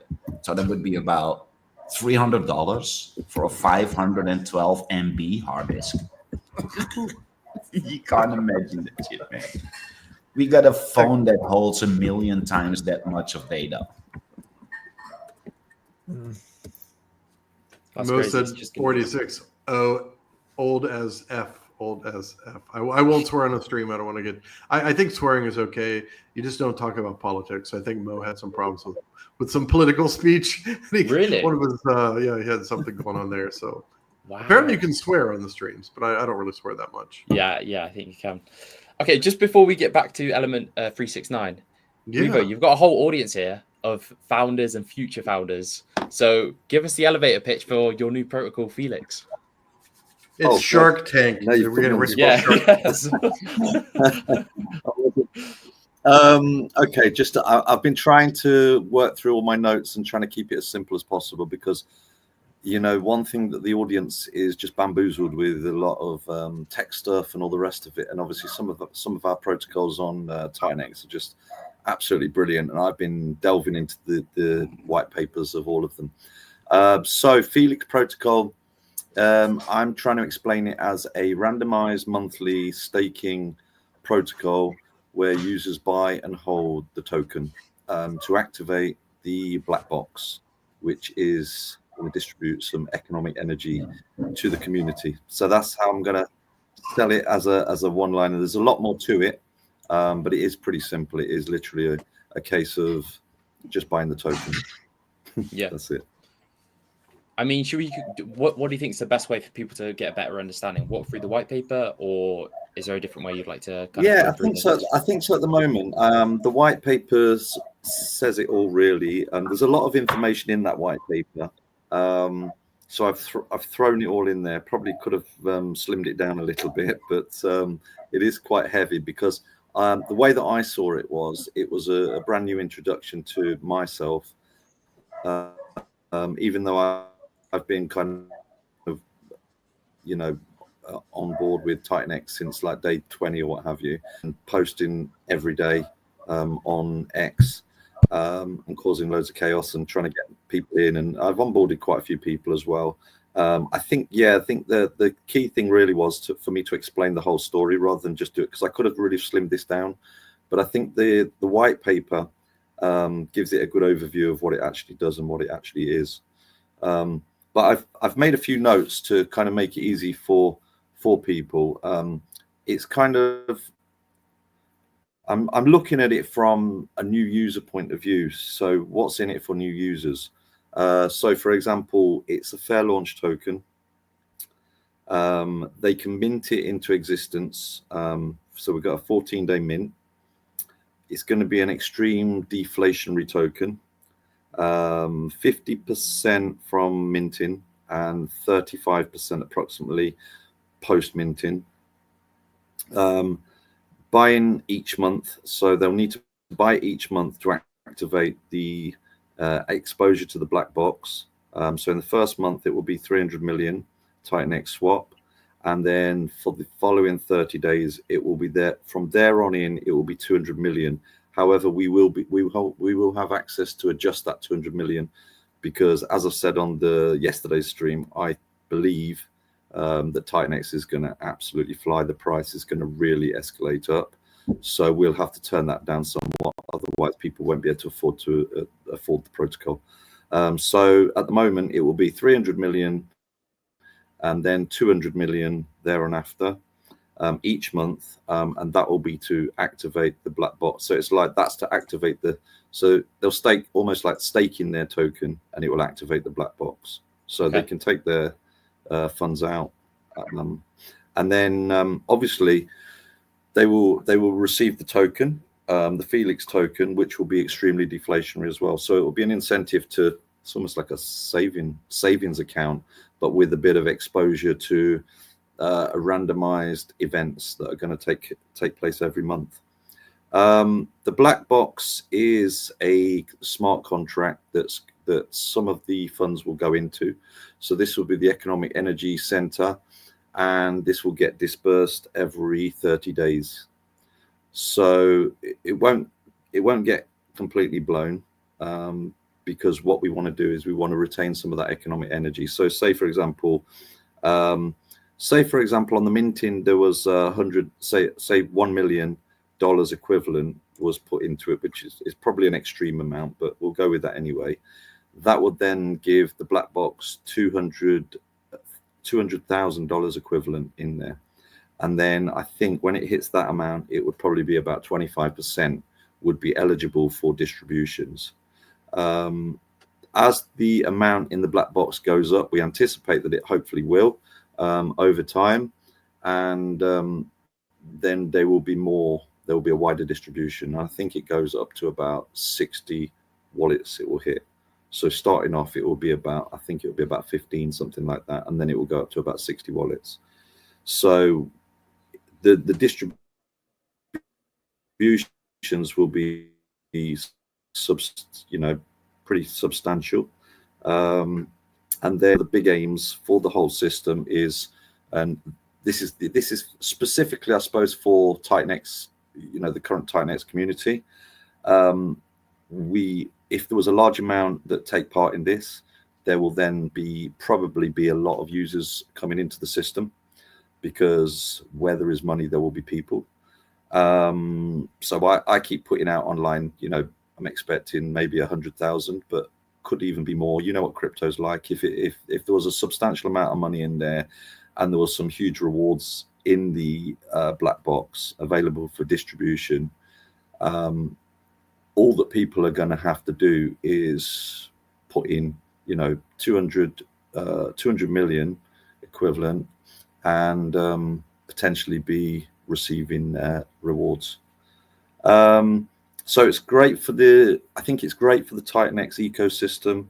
And also, if we get that, if we're able to attract that amount of users, they're obviously going to flood the other protocols as well, like Phoenix, like Baby Dragon X, like Helios, and all the rest of them. And I certainly will be as well. As the more money I've got, you look at the market caps. I was looking at the market caps today of some of the bot protocols, and my gosh, there were some real bargains there. If I had a few grand spare at the moment, but I mean, I made Crypto Order King laugh yesterday because he was asking for some donations for a prize, and I said, literally, I am all in. Literally everything. So I've got no dry powder at all. I totally get you. I had to scrimp and save to do any 100%. donations like that to participate there. I totally get you. Totally get you. So I'm all in, but I feel as if this system is obviously I've got other cryptos as well, so I'm diversified, but I think this system that we're in at the moment is just incredible. You've got Titan-X, you've got Dragon-X, the two big two, and then you've got, I counted today, I think, what was it, about 30 odd other projects, some of them already done, in existence, and some of them coming through. So yeah, I'm buzzing about the whole thing. And I just think with this, there's going to be a catalyst that's going to bring people in. And we've already got a substantial, from with a zero marketing budget, like all of us lot, right from the start, from the early minters, in Titan-X, we've brought a hell of a lot of people in.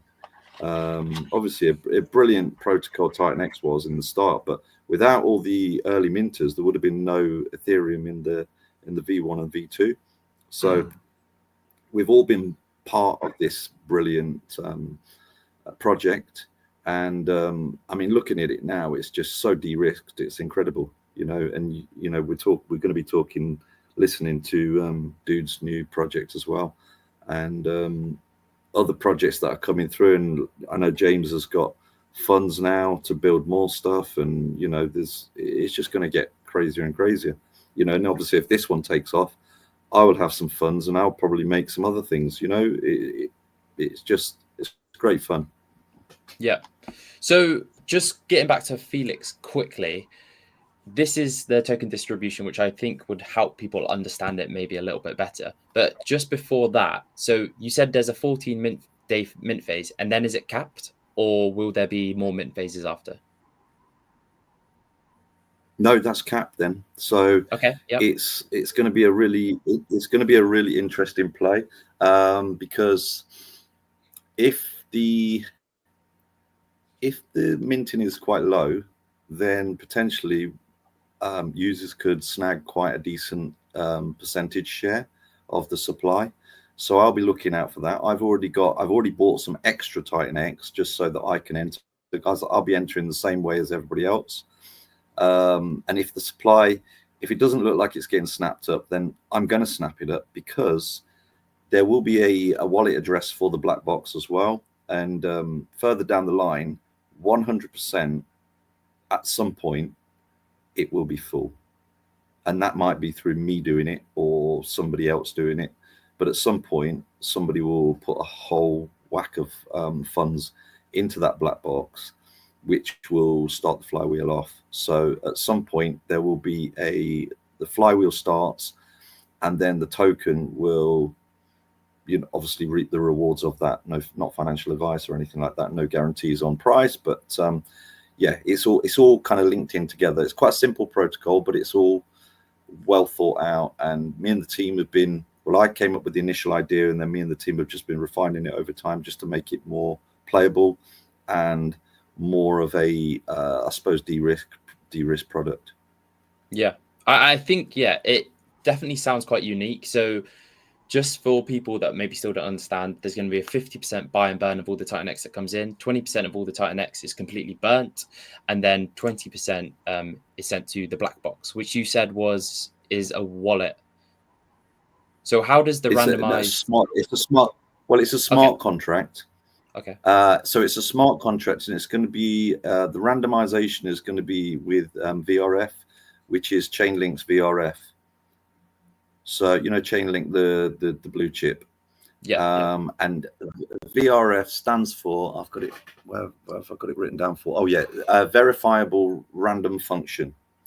Okay. So it's pretty reliable, and it's going to be completely fair.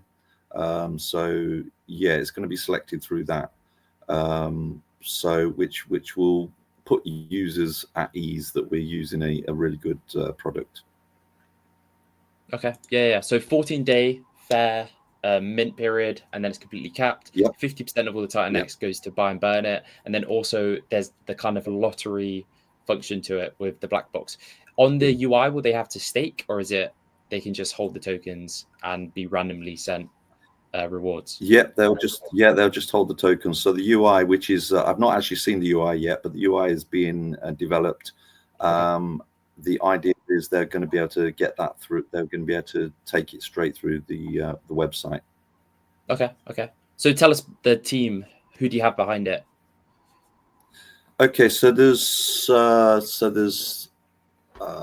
myself, and then there's 3 devs, and so there's been a lot of interaction. They don't want to reveal who they are, but they know about the system, Titan X system, and they are really experienced and reliable, and they've really been giving me advice as well. So it's been great. It's a long process, as you know, with when you're developing a product. You've got to get it right. So the tokenomics have got to be right, and also the testing and the audits have got to be right as well. And that was pretty much our first conversation. There were a few other teams that I was having conversations with, but I chose these guys because I felt that they were, one, really aware of the Titan X system, and 2, they were really knowledgeable on audits and who we're going to get for audits and things like that. So the auditors are.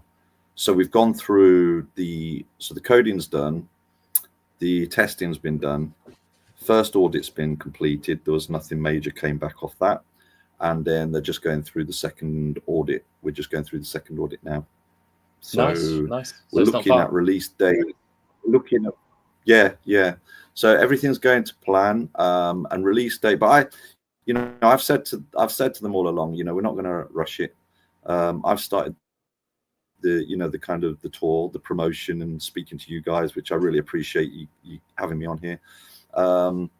And yeah, it's probably, we're looking at maybe the 8th of December, something like that, or it depends how far we get along. And also looking at what other projects are launching as well, because we don't want to cross over. Yeah. Nice. This is really cool. James, as one of the what did you call us? Shark Tank investors. What do you think about the project? Yeah, I mean, I love. So first of all, I love the imagery. I mean, I love black cats myself. I had a favorite black cat when I was a teenager. So I like how simple it is. I love the 14-day fair launch.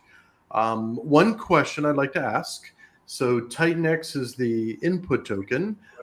Did you consider X28? And if not, why not? Yeah, I did consider X28, but only kind of after the ship had sailed almost. The coding and everything was so far down the road that it was proving a bit difficult to kind of turn the clock back as it was. Really? Because it was already going through audits. Mm-hmm. Yeah. Gotcha. So it was more a timing thing than anything else. If you could go back, yeah, it was really. Yeah. If you could change the river of time in any way, would you do X28 instead? And maybe would your next protocol BX28? Yeah, possibly. I don't think it's going to make a massive. I don't think it's going to make too much of a massive impact on the fact that Titan X is going to be the input token. To be honest with you, so we're not overly concerned about that really. But I was asked that before actually. I think. Of course you were, and you'll probably be asked it again X. too.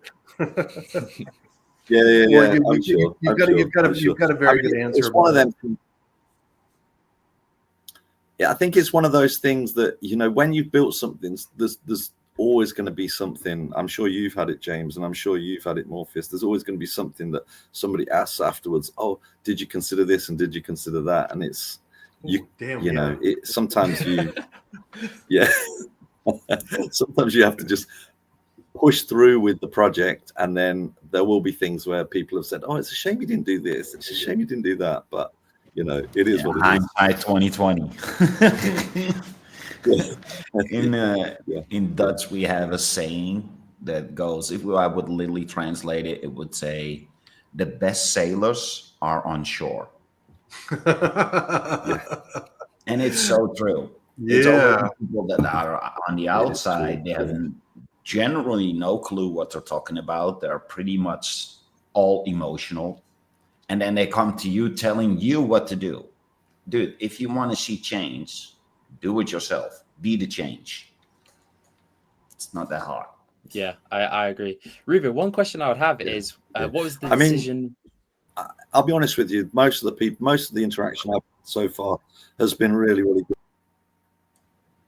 Sorry, there's a delay, guys. Okay. Carry on. Carry on your thought. It's fine. Go. Next question. Okay. I was just going to ask, what was the decision behind making the main LP Titan X? Why not make it Dragon X or Inferno or Element 280? What was the decision behind just making it Titan X? I think it was because I wanted to go after the supply of the main token. Okay. Yeah. Okay. Because 20% is going to be burnt off the bat of the Titan X that comes in. Yeah. That's correct. Yes. Okay. delays a bit large, but Owen, I don't know how much of the white paper you caught of us just talking about it, but what are your thoughts? Or would you like me to just quickly cover the bullet points? I like it. Okay. The only thing I really have a question about, you've been teasing it a lot with the 100,000 possible people that could enter. Could you share a bit more about it? Do you have a connection somewhere, or do you have a group of people that you may be able to engage with, or where does this 100,000 number come from? It doesn't just came out of the air. You clearly have something that you can tap into. Could you share some things?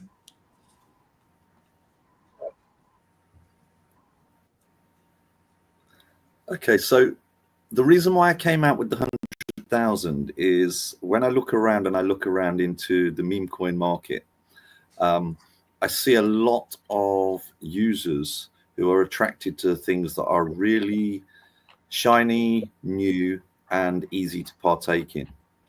And the key thing to the user base will be when there's a lot of funds inside the black box. I mean, that's going to be the key. So it's all about when that black box fills up, there's going to be like a magnet of people, because what will happen is, for example, if there is a substantial amount of minters, maybe there won't be, but if there is, then what will happen is most of those people that have received airdrops in their wallet will start to market the project. So as they start to market the project, more people will come in, and over several months, because we're not going to blow the amount straight away, there's going to be a steady release of the black box. But if there's a certain amount in the black box and people are coming in, and they're actually coming into the system, they're putting their 200 down, and all they have to do is they're paying the tax, which is a 4% tax, but they're not actually losing their tokens. So they're getting a token, they're getting their tokens in their wallet, which will be an extreme deflationary token as well, which will sit inside the TitanX ecosystem, which is a little bit de-risked as it is. Obviously, things can go up and go down. And then when that happens, it's almost like, my analogy is the casino analogy. So they walk into somebody can walk into a casino, buy a refundable subscription minus a tax, and then play roulette for free. I mean, everybody's going to do it, aren't they? And hence, as the black box starts to rise, the amount more people will come in. It will be a bit like a magnet. And I think 100,000 is quite a low amount. And also, we're coming into a bull run as well. And if you even look at the TitanX ecosystem, even without my project, this whole system is going to blow up at some point, because the retail's not even arrived yet, really. And when they do start arriving, they're going to start looking around for projects and ecosystems and what have you that are de-risked, easy to get into, and low market caps. So pretty much everything in the TitanX ecosystem is going to blow up from what it is. I was looking through the market caps today, and I mean, some of them are not even $1 million, which is crazy. You know, you look at coins and you look at proper projects like we've got in our ecosystem. So we have got the biggest, I would say, the biggest potential out there. I mean, it's like a whole selection of meme coin stuff with actual utility behind it. So that's where I've come up with the numbers. Obviously, it is finger in the air, but it is subject to the actual black box filling up. But if it does, as we're moving into the bull run, and if people can get a big hit, you know, for example, if I joined in, because I'm obviously going to play as well. If I play 1 month and then suddenly, you know, you get 10 TitanX into your wallet, people are going to start going a bit wild about it. Fair enough. What's the just before, and if it's okay, I'll just say, how is it released for the black box? So 20% of all the TitanX that comes in goes to the black box. What's the release schedule for the randomized rewards to people? So there's a lot of algorithms that we've worked up behind the black box, but it's going to be a 30-day. So every 30 days, there'll be a release of the black box. The release schedule, so it depends how much funds are inside that. So what we've done is we've changed the percentage. Like, say, for example, if there's $1 million in the black box at any point, then obviously that's not gonna completely blow. We're going to reduce the percentage on that. I think it goes down to about 20% of that amount, but it's going to be a substantial amount of economic release that's going to happen each month. Awesome. That's cool. But then that will drive, what that will do, that will then drive more users to come into the system. Sorry, we're delaying. It's okay. Well, last question before we can look at the stats of E369, because it's been a good hour, so I'm sure there's some nice stats there. But just before that, Revo, what was the decision to build on TitanX? Because like you said, you're in the ecosystem before, but what really made you want to build Felix? I think it was the idea came to me that I just wanted to build something really, really simple, and the number one aim was people, users. So I wanted to make something that was I would play, that was almost a challenge to the meme coins in many ways.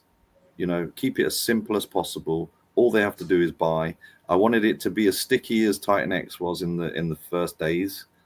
Retain, you know, get some of that excitement back, and bring users into the system, which would be good for the protocol itself, but also the wider system and TitanX, which I hold a reasonable amount of.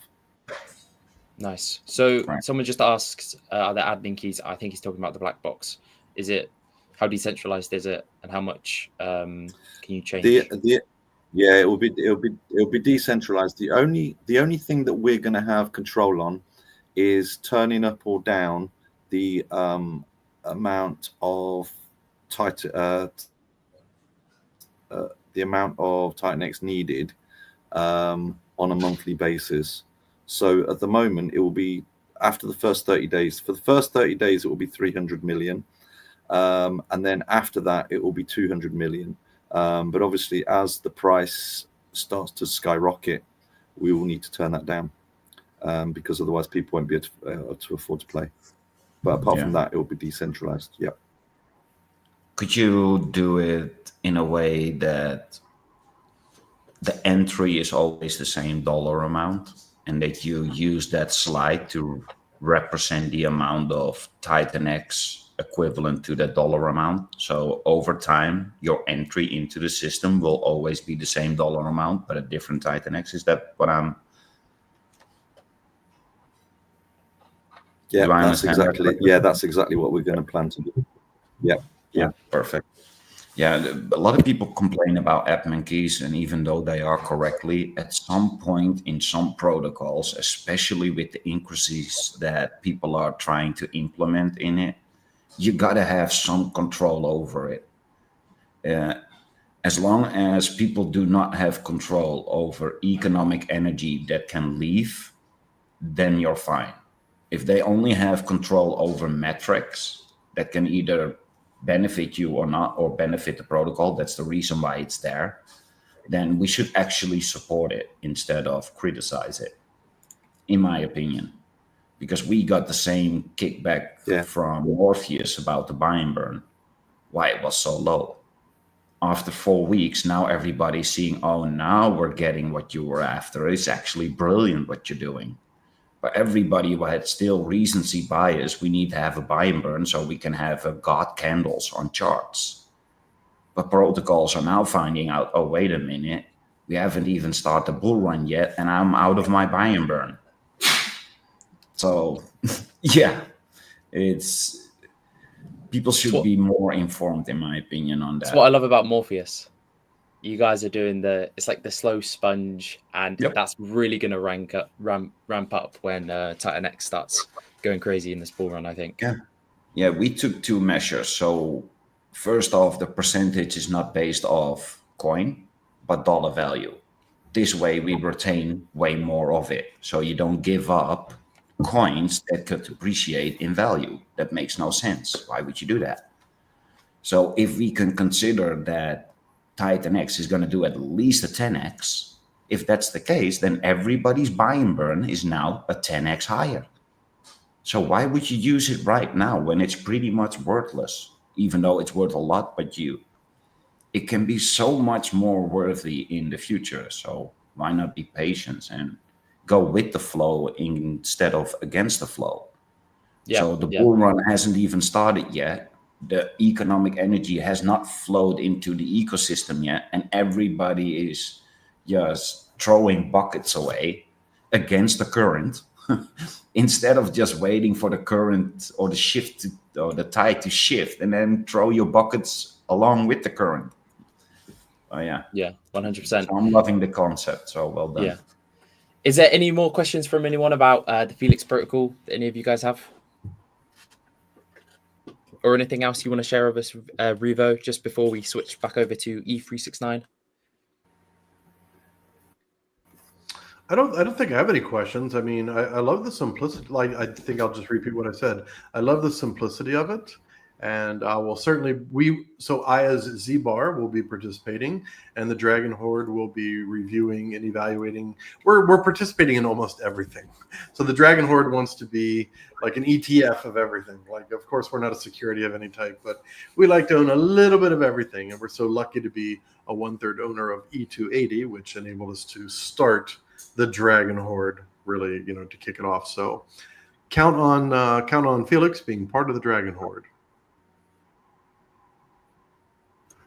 Yeah, it sounds very interesting.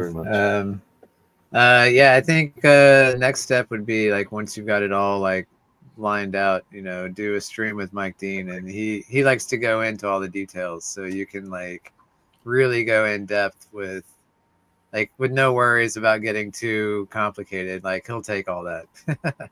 So yeah, I recommend checking him out. I agree. To understand projects, it's the best. Mike Dean's videos are always the best if you don't understand something. What are the current metrics on 369? I mean, we're now Oh, yeah. live an hour. Let's go. I want to see it. Let's go. Dude, you want to share your screen? Heck yeah. At risking of losing my connection again, I would appreciate if someone else would like to show it off, because it was killing my internet connection sharing the screen. Where can I find the best information for it? Oh, I mean, Elements. You can always start at Titan X Hub and click the link there. I'll send you this in the chat.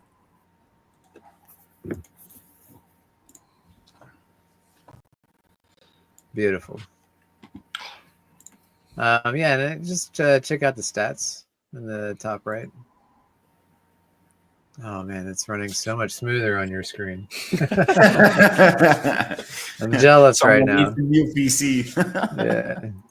Yeah. And I need 2 Starlink satellites. I think I'm just gonna have 2 side by side, double my internet.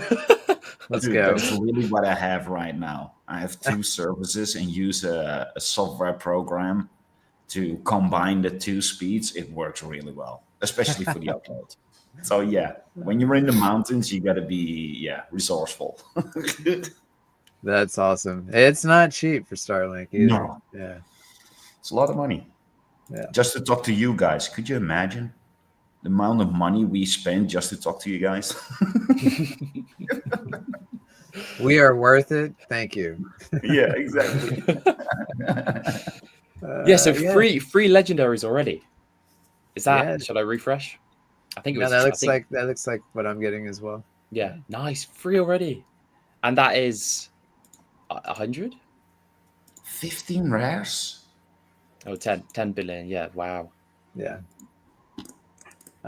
So a total of 48 billion has gone into mints. Already? You see that at the top of the page. It'll show you the. Yeah, there you go. We're not even an hour in. Yeah, that's exciting. That's really exciting. And just for people to know, 6 days, right? 6 days is kind of the urgency, so you have time to kind of study and see what happens. Right. Yeah, and then then we should check out the Flux payouts as well. See what's coming down the pipeline. While you're checking out the Flux payouts, can I just say that the legendary that the Dragons Horde minted, it says we have 23.4% share. That's a lot. I mean, I feel like now I need to scrape and scrimp and find legendary on my own side. That's a high percentage. Well, of course, more people will mint. I know, but it's a very high number. Yeah, that's fun. That's insane. Like, what is it? Poseidon is 10%. Whale is 1. Like, what do you call 23%? That's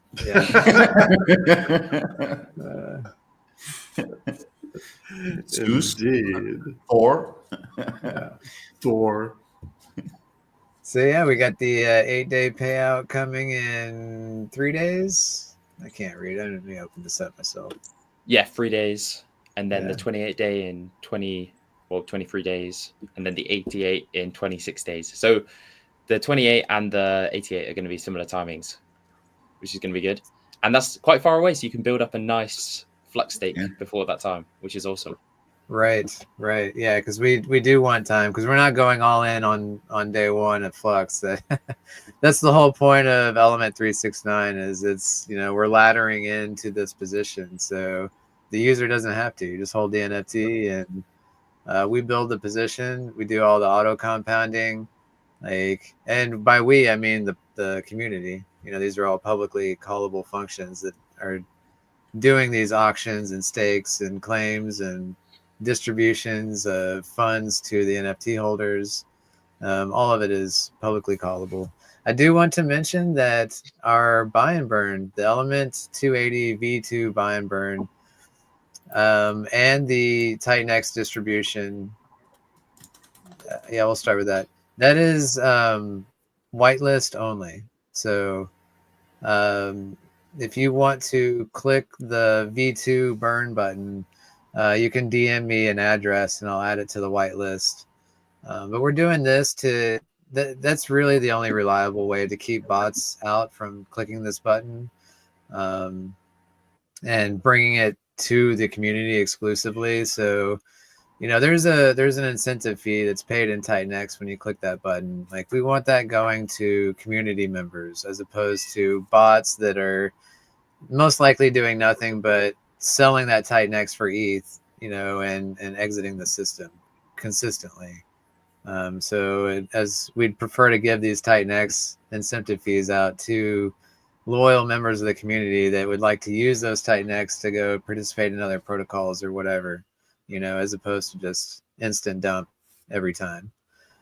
And it also helps with like MEV attacks. Like, if there is an MEV attack, that address will immediately go to it and be like, well, it was this guy that clicked the button and got MEV attacked, blacklist that wallet, and problem solved. And then we're running just as smoothly as we've been. So it is a little centralized, I guess, if you want to look at it that way. But to me, it's decentralized within our community. And we've already added about 20 wallets to it. And I'm sure more will roll in as people realize, hey, I want to click the button. Like, yeah, just send me an address and I'll get you on that list. So, and that's the same with the Flux Hub distributions. Once we get Titanx payouts, that's going to be a whitelist only function as well, because that's getting used to buy the Inferno and the E280, and so we want to make sure that that's MEV free. So, I'm excited about it. I think it's a cool feature. I think that is cool because, like you said, you don't want bad actors coming in just to get rewards to dump the Titanx. It's cool, kind of like maintained inside of Titanx. I like it. Yeah, it's really good. And while you're there, I'm realizing I'm gonna take a screenshot of the current pie chart. Yeah, see how much it changes. Revisit this in a week or two and see what we got going. That'll be fun. That'll be really fun. And then Phoenix is going to launch. Dude, I was watching back our stream yesterday. I loved it. It was so good. Speaking about the future of Flux, man, I can't wait. And this is, it's happening now with E369. So I can't wait to see what happens. Hopefully this liquid supply absolutely shrinks to nothing. Yeah. I mean, that's the goal. That's the goal. And just imagining how much participation, how much more Titanx is this protocol going to bring in with us showing up, doing what we're doing. No way to know. We'll see in time. But you better hurry. We're building a position here. I know. Yeah, but it all benefits each other. It's yeah. We went over it fairly extensively, I'd say, just the other day with Mo. So if you guys are interested, I would definitely check it out. This is very bullish for Inferno and Flux, no doubt. Yeah. You should. You could send me the video link and maybe timestamps, and I can short it with captions for you. I'd be more than happy to do so. But there's so much content right now. I just do not have the time to go through 24 hours of content every day and still only got the surface of it. So we're now at a point where there's so much content. If people want to have something captioned or have something light out, just DM me. DM me the link, DM me the timestamp. I'll make it for you. I'll send it back to you. You could share it. So I've got about 20 videos I'll send you. Yeah, I've got all my streams for the last. I'm not even joking. I mean, it takes maybe 5 minutes to put it into the program, and then it takes me 20 minutes to sort it out, make sure that the captions are actually spelled correctly. So 20 minutes per video. It's not that much. So nice. If you truly have things that you would love to have highlighted or is easy to share with pictures or Twitters or whatever, just send me the link and the timestamp. I'll make it for you. Cool. I'm going to blow up your inbox.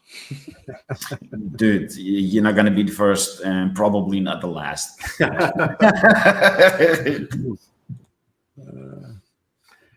We actually have a person on the team that's what they've been doing.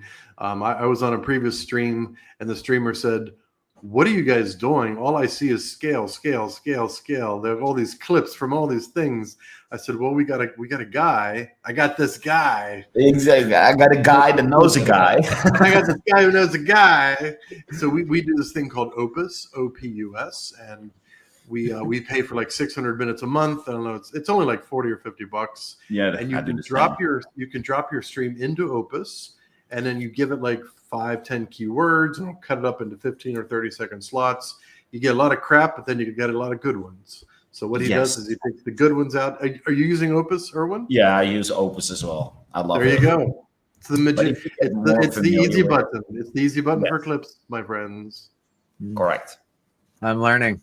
All right. Yeah, I need to take some notes. I will not. just We do it manually.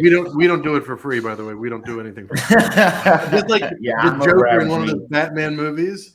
If you're good at something, never do it for free. Yeah, that's been the story of my life. Probably why I'm still poor. No. You're rich in many other ways.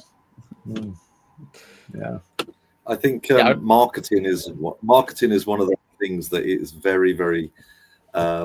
It's not easy to market a project well, to market yourself well, and actually get the message over to the people that you want to hit. I think what the good thing that we're doing and in our system is we have got a lot of people and a lot of users that are already here. But the next step really will be to try and get out there and get some of those, for me anyway, for my project, the people that are interested in the meme coins, get them interested and get them, pull them in. And that's something that I'm thinking about every day. But I like these clips that I'm seeing online. They're really effective. Mm-hmm. I agree. It's one of those difficult things getting in new users because we have everything set up in Titan X. I think all we need is more people, more users to come. I think it's just a matter of time, personally. But yeah, what do you guys think is the best way to get more attention? I think, dude, what you said about Joe Parry's, that's awesome. Having big content creators even know about Titan X and interested. I think that's a good step in the right direction. There's no doubt. I think everyone would agree. Green candles is the best marketing. Yeah. But other than that, yeah, just awareness. Like the rule of 100 that Jake's been talking about. Like, get out there. You got an X account. You follow all these protocols. Use the hashtags. Talk about it. Tag other communities. Yep. It's all word of mouth. Like there is no marketing funds. Like all this is publicly mintable, and like there's no allocations for this and a lot of these protocols. So like it's up to the users to help do that. Yeah, I think we're already on a really good trajectory. People are starting catching on with the rule of 100. The other thing would be diversity. I think we already have that. Somebody earlier mentioned, I think it was Revo, about the casino. That's a perfect analogy as well. 100 people going to a casino. Do they all go to a slot machine? Do they all go to the roulette table or to the blackjack table? No, everybody has their own preferences. And it doesn't matter which thing they choose within the casino, it's supporting the casino. So as long as we keep being excited for everything that we build, and that is what we are doing right now. Everybody's excited about Felix. Everybody's excited about Element. It doesn't matter if 100 people come to Element and only 2 people come to your protocol. At the end of the day, it will all support the casino and you will benefit from it. And there's way more money and way more people coming into the ecosystem that people could ever fathom. They are now all trying to compete for the same piece of pie, not realizing there's a truck outside waiting with 10 million pies in it. And we are all thinking that we need to fight for this one little piece of pie. Trust me, there's a tidal wave coming. Yeah, It's a really good point. It's like everyone just invite. Another analogy is like. Sorry, my delay. Take it away. Take it away. You and I are both fighting delays. So I was just about to say, sorry, my delay is ridiculous. I was watching back the stream yesterday with Crypto Audi, and I looked back and I was like, oh, this is cringe, because I was laughing at the wrong time, and anyway. I got the message out. That's the main thing. But the other analogy is, if you ever see in some cities, you'll see a whole street of restaurants, and there'll be different kind of restaurants, but they'll all be tightly knitted together. In some of the streets not far from me, where the successful places are, there'll all be the restaurants. There'll be an Italian, there'll be an Indian, there'll be this, that, and the other, Chinese, but they'll all be on the same street, so that people go back to that area. And it's almost similar to the Titan X ecosystem in many ways. When the people start coming in their masses, and they say, for example, they want Morpheus, or they want Element, or Phoenix, or Baby Dragon X, or what have you, or Titan X even, they're gonna inevitably pass eyes upon some of the other projects, which I've done personally as well. When I see new projects launch and stuff like that, if something takes my eye, I'm like, right, I'm going to go to it. I need to look into Dude's project right now, see if I can find some funds for that. But it's kind of that thing of all being in one place, making a massive system. It's a little bit like meme coins in some ways, because you look at Solana and some of the people that are there sniping and stuff like that. They're all hanging, and they're just like seeing all these meme coins coming up, and they're just sniping away, and they're literally in a casino. Whereas what we're doing here is a bit more of a fairer play. And when people realize that, they're going to say, right, I'm fed up of being rug pulled and what have you with some of these crazy crazy meme coin scams, and they're going to come and interact with some of our projects. So yes, it's going to be great. Can't wait. Yep. So much more to come. Like this, we're not slowing down. Like, more builders are showing up. Existing builders are continuously adding. It's Jake himself continuously adding. It's not like he just built Titan X and then left. Like, he's still like competing with us. He wants to build the biggest Titan X burner projects himself. Like, it's fun to watch. Yeah, so and we're going omni-chain. I mean, yeah, we will have a new highway that makes it possible to have economic energy flown from different cities into your city. Mm-hmm. That's going to be super interesting to see which chain takes off. Pulse chain, Base, Arbitrum, Optimism. Where's it going to be? Like, which one is going to start to take off? That I can't wait to see that. I personally have some things over on Base, and but I don't have any. Like, I don't have any religion for any of these chains. I'll go where the money is. I'll go where the excitement is. Honestly. Yeah. That's the majority for sure. You're not an outlier in that thought. I personally like the chains that are like layered. I'm not gonna call myself an Ethereum maxi, but I do like a third of my portfolio is dedicated to Ethereum. It is an important token. And as far as blockchains go, like, I like the layer 2s because they're built on Ethereum. And but any chain that's not like well connected to Ethereum won't do well. Like, so that's another reason to say like Ethereum is the mountain that other blockchains are going to have to overcome, which I don't know if they ever will. So yeah, I think Base is going to be big. I think a lot of people are sleeping on Base.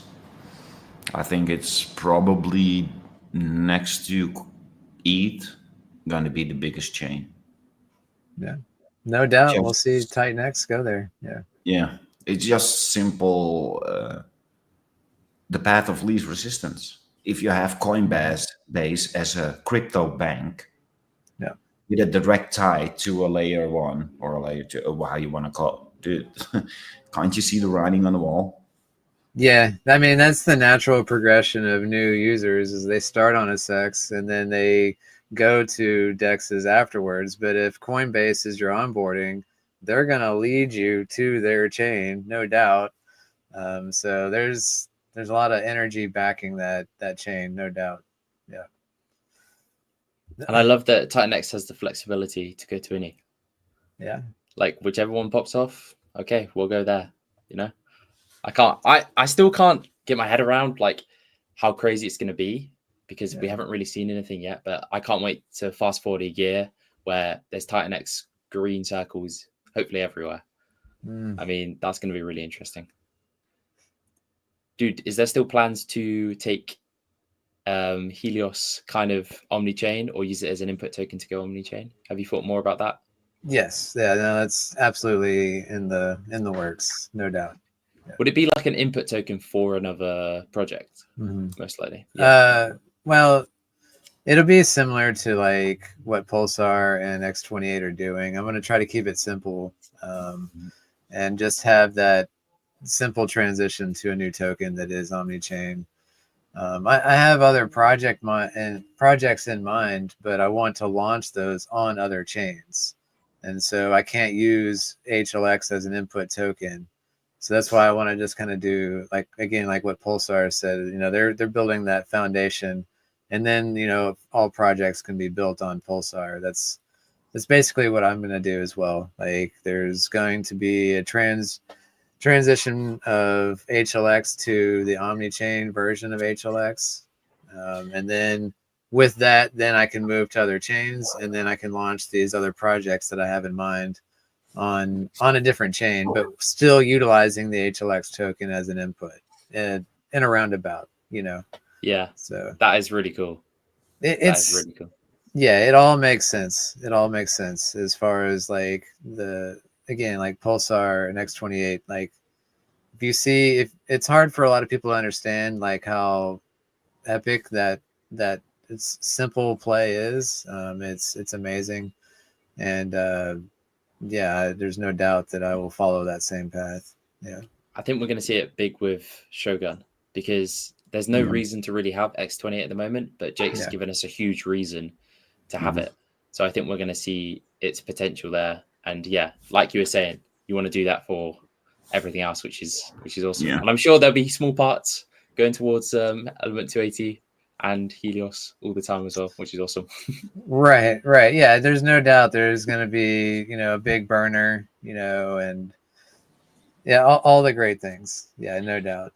And it's the same thing for me. Like I'm not in a hurry to release this until I'm more ready to have a project that utilizes it, which is already in the idea stage and will go into development soon, you know, but so it'll be kind of similar, like X28 launched, and then you got Shogun right there to utilize this token and show everybody the power of what X28 is going to be for Titan X.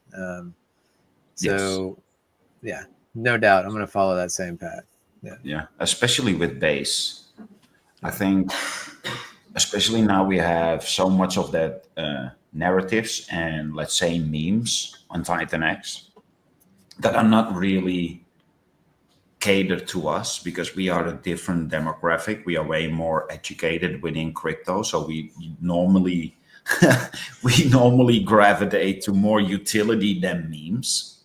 Yeah. But since we do have that front end or that narrative, if you can tap into base and have a thriving meme community the same way we have right now, even though it's utility for us, but it's memes for them.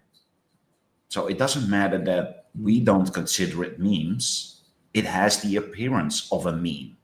So if we can tap into base with all that meme degeneracy when things really start kicking off, and with X28 and Shogun, he can filter that through back to Titan X ecosystem. It's gonna go bananas. I'll actually just focus on Ethereum for now. I think my brain explodes too much when you start thinking about building or like all the different opportunities there are there. I think that's kind of what we should like. We want to really prove ourselves and set a foundation. I think we're doing a really good job at the moment. But as soon as everyone figures out what's going on, and then they have the option to build something using Titan X or X28, on their chain as well, I think that's when it's going to be huge. Just having the option there for anyone on any chain to come and build something is, I think, going to be huge. Yes. Yeah, and I still believe that ETH is going to surprise everybody. It's so boring, isn't it? It's just, it's done nothing. I mean, we have so many separate layers that are all directly connected to ETH. Yeah. And they're all mooning. So if Arbitrum does extremely well, and Solana does extremely well, and how many are there nowadays? That economic energy can only go one direction, and that's through ETH. So the bigger these chains become, there will be a catapult or a bungee cord strapped to all these layers, strapped to ETH. And at some point, these things just keep on flying and flying. And at some point, ETH can't hold back anymore. And the moment that happens, you will see ETH double in a week. That'd be cool. I'll be happy with that. It's done it before. I mean, last August, ETH did what, 52% in a day? Yeah. That was what? Not even a year ago or something. 52% in one day. We're not in a bull run. We're not in rotation yet. We're not in any of that nonsense. No, just smart money buying up 52% in one day. Oh, and then price prediction for Ethereum this cycle. This is going to be on the internet forever, so you better get it right. What's your price prediction? Well, so from pretty much years ago, I said 6,800 and 9,800 or 98,000 for BTC. We've been saying this for years now, but seeing the geographic and the geopolitical situation that we're in right now, it could be way more aligning than I could ever dreamed about. I could not predict that we today would be in the states that we are right now, where literally pretty much every politician is centered around crypto, and especially DeFi and self-custody. And so this is something I think nobody could ever imagine happening. So if I think we were hoping for it. We were definitely exactly, yeah. So now all of a sudden, these predictions, like Richard Hart said about 250,000 Bitcoin, all of a sudden looks way more plausible. And if that's the case, and we go off of a ratio of BTC ETH, yeah, you're going to see 5 figures ETH easily. Yeah, no doubt. I mean, ETH is up 8% today. And everyone who has a live protocol here is also up. Morpheus is up, Element 280 is up, BDX is up. Scale is not up, but let's just park that one a little while. I mean, that's like second day, so let's leave that one over there. So Felix and Phoenix, you got to launch, and then we got to get on stream so you can go green. Right? Yeah, I want to start promoting new things. Yes, we do. We do. Coming, and we're going to put you on Shark Tank. Would you have done it differently if? I would have. That would be really nice. I was making some notes about the prices. These are my guesses. ETH, I think, is going to be 10K. I think Bitcoin's going to go up to 200,000. I said that for quite a while, actually, when it was 20,000, because I could just see the movement from the ETFs. ETFs take some of these hedge fund managers, it takes a long time for them to get authority to actually start making buys. And that's looking at the stock side of things. And you're going to laugh at this, XRP 1000. What? Wait, what? What? It's $1 right now. It's physically impossible. Even so, if XRP gets to $30, it has a 2 trillion market cap, same as Bitcoin right now. Do you think XRP could hit same market cap as Bitcoin right now? That's only $30. I think it could hit $10. I don't think it will, but I think it could. Yeah. The way that I look at XRP, I know it sounds ridiculous at this moment in time. It's $1, yeah. But the way that I look at XRP is the fact that it's going to be tied up. There's going to be all these different entities that are going to need, well, I don't know, $1 billion. And then they've got the XRPL as well. It's just going to tie so much of it up. So the market, the kind of market cap is going to be a little bit irrelevant to what it's going to be used for. But anyway, that was just my fun little comment. Sure. I mean, XRP is up 54% in a week. So, I mean, Right. anything can happen in crypto. Like, we could point and say, oh, that guy, what's he know? All of a sudden, XRP is $200 in 3 years. And, Well, maybe, if we do get a financial or a monetary system reset, and we are going to go over to XRP and the XRP ledger, and it's going to be used for all the transactions in the world, then yes. But then no longer the dollar would exist.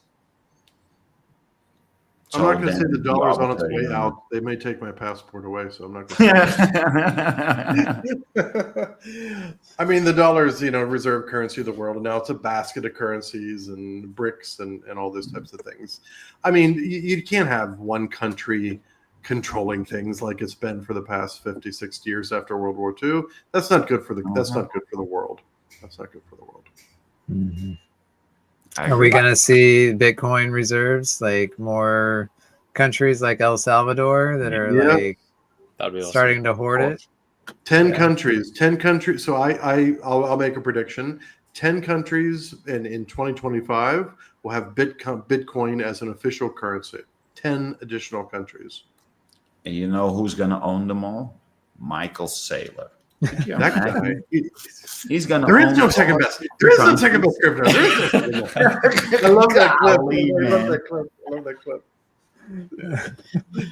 I hope people know their history, that Michael Saylor was responsible for the .com bubble. So please let him not be the biggest holder of crypto and be responsible for the crypto bubble. Right. Wait, what happened with the .com bubble? With Michael Saylor was the reason you weren't born yet. So history lesson for Caleb. He wasn't born yet. So. Yeah, true. So yeah, pretty much Michael Saylor created that red candle on the .com, pretty much. Really? Yeah. So and now he owns the majority of the Bitcoin. I don't think it's not too much, is it? It's like over 2% or something now of the Dude, 2% of a supply can wreck something.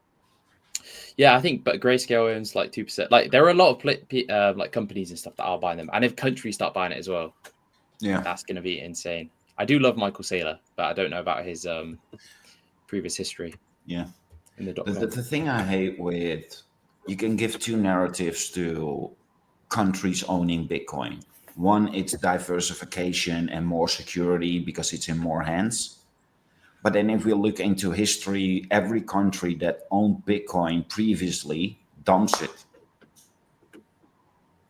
America dumped it. Germany dumped all the Bitcoin. Italy like Germany, right? Yeah. Yeah, Germany did, yeah. So it's a double-edged sword, in my opinion. I think it'll be, if America does set up a strategic Bitcoin reserve, I think it's a matter of time. It's like, even if countries don't understand, it's kind of like FOMO. You don't want the other countries to be ahead or anything like that. So I think a lot of countries will follow suit, especially if it's America. Hopefully. And that would be so amazing, wouldn't it? That would pump all of crypto. Yeah. They're still a holder. They haven't sold, right? I mean, maybe they did sell some, but they still hold a bunch. Yes. Is that the US or Germany? One of the original wallets, or are you talking about Germany or no, US? US, yeah. From Silk Road. Oh, Silk Road. Yeah. There was a massive amount of Bitcoin that was seized from that. Massive. I mean, I think at one point the US was one of the top holders, maybe besides Satoshi himself, Yeah. Mm-hmm. Yeah. And they sold some, right? But not all. So no. Yeah. we will see. What is Trump going to do for us? Let me keep that name out of my mouth. Oh, you should. Hey. I don't think you can. You shouldn't have said that word. Yeah. Wait, what? There's no way that's Why? banned. Is that banned on YouTube? Well, I wouldn't risk it. Actually, I mean, Musk owns the platform of X. He doesn't own YouTube, though. He doesn't own anything in YouTube. Anyways, there's just demonetization, and there's warnings and whatever if you go too far in one direction or not. So yeah, just read up on it. We won't talk about it here, but read up on things. So. Yeah. You have much to learn, young Padawan. Young Padawan. Yeah. Or we just change platform. Why don't we just do everything on X? Why do we even still use YouTube?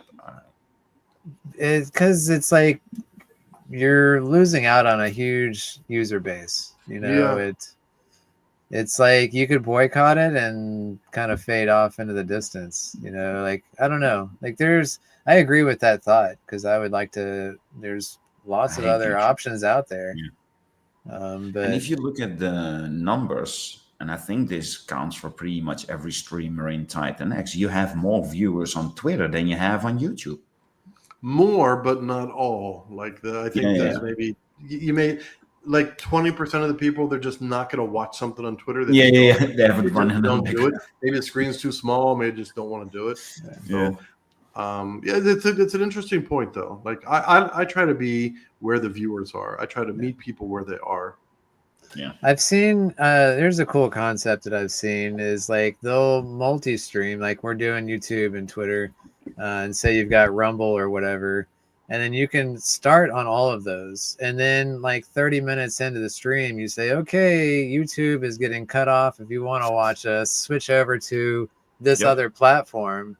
And so you're reaching out to these users, but you're slowly onboarding them. Maybe not everybody goes over there, but maybe you convince a few people to be like, let me check out this other platform.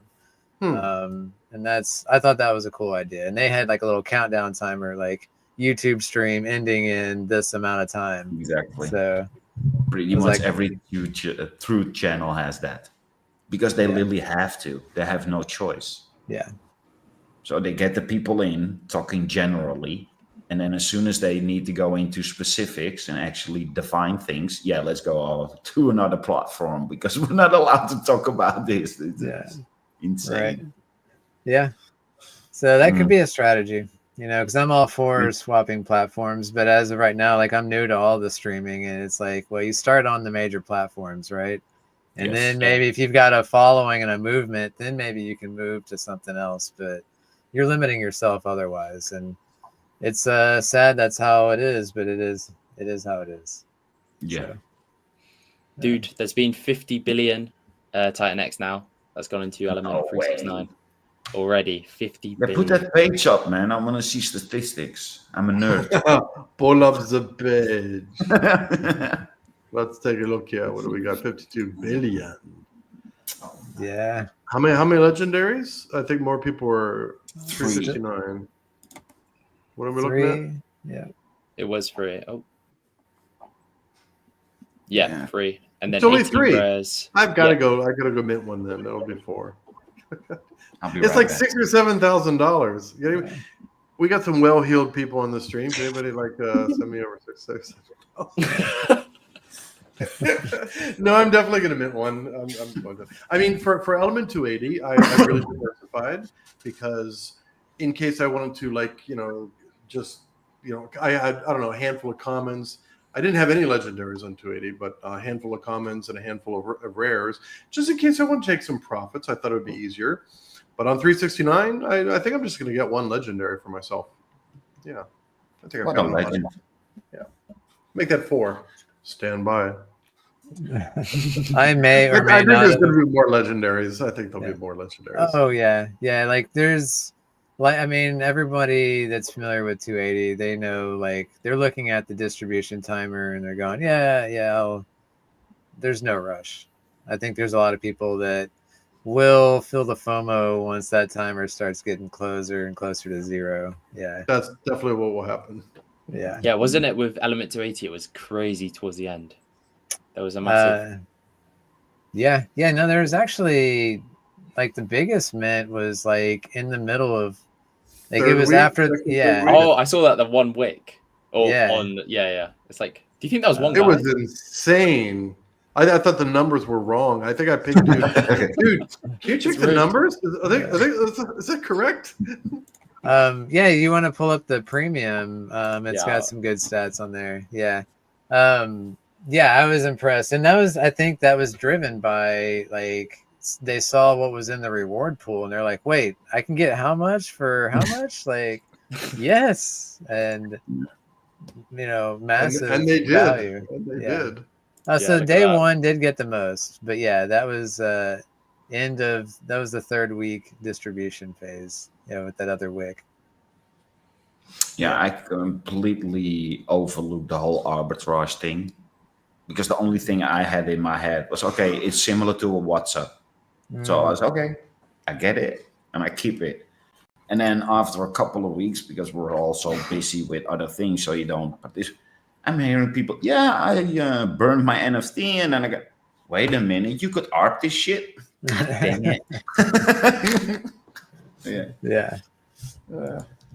This is awesome as well, as E280 inflation is slowly creeping down.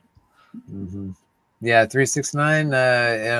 I'm excited to see what that'll do. Accelerate that drop just a little bit.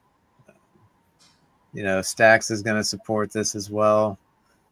Yeah, lots of good things for E280. I'm really excited, and just all the protocols that are coming out, adding pairs. Like we can add a pair with Felix E280, and create additional. Like every pair we add is just more volume, more arbitrage opportunities. Like, and if Titan X does a 2x, all of the LPs are automatically 2x in USD value. Like all the coins in there are immediately worth 2x the value. Like it's exactly what it's intended to be. Like it follows the value of not only Titan X, but the entire ecosystem. So I've seen a lot of Dragon X bulls in there. Like that's the largest LP. There's lots of community members that have added Dragon X element to the LP. It's larger than Titan X itself. So Wow. Yeah, even though Titan X is still like the highest volume pair, because I notice most all the arbitrage bots, they're routing through the Titan X element LP. They use all the other ones, but primarily the Titan X. Or maybe it's also most sellers that are selling element, they're selling directly for Titan X, so that LP gets more arbitrage because it's breaking the price parity more often. Is Just this all the stats, right, of everything that's kind of been burnt? That's what's currently in the buy and burn. If you go to the stats page, you can see all the tokens that we've burned. Oh yeah. So is that 16 billion Dragon X? Yeah. Yes. Wow. Yeah. Wow. That's a lot. That's a lot. Yeah. That was the reaction that Eric gave me. He was like, "Wait, you burned how much Dragon X?" Like, No, yeah. I remember it was like 7 billion last time I checked, but that feels like not that long ago. Right. Wow. There's still more to come on that. There's still like 900K in the buy and burn, something like that. So, but yeah, V2, we were happy to support all these ecosystems. V2, we're going straight E280 burn, 100% Titan X to E280 burn. So yeah, that'll be fun. Yeah. And then Stacks, like I think the amount of volume that Stacks is going to add to the element ecosystem is going to be epic as well. Really, really is going to support the E280 NFT holders.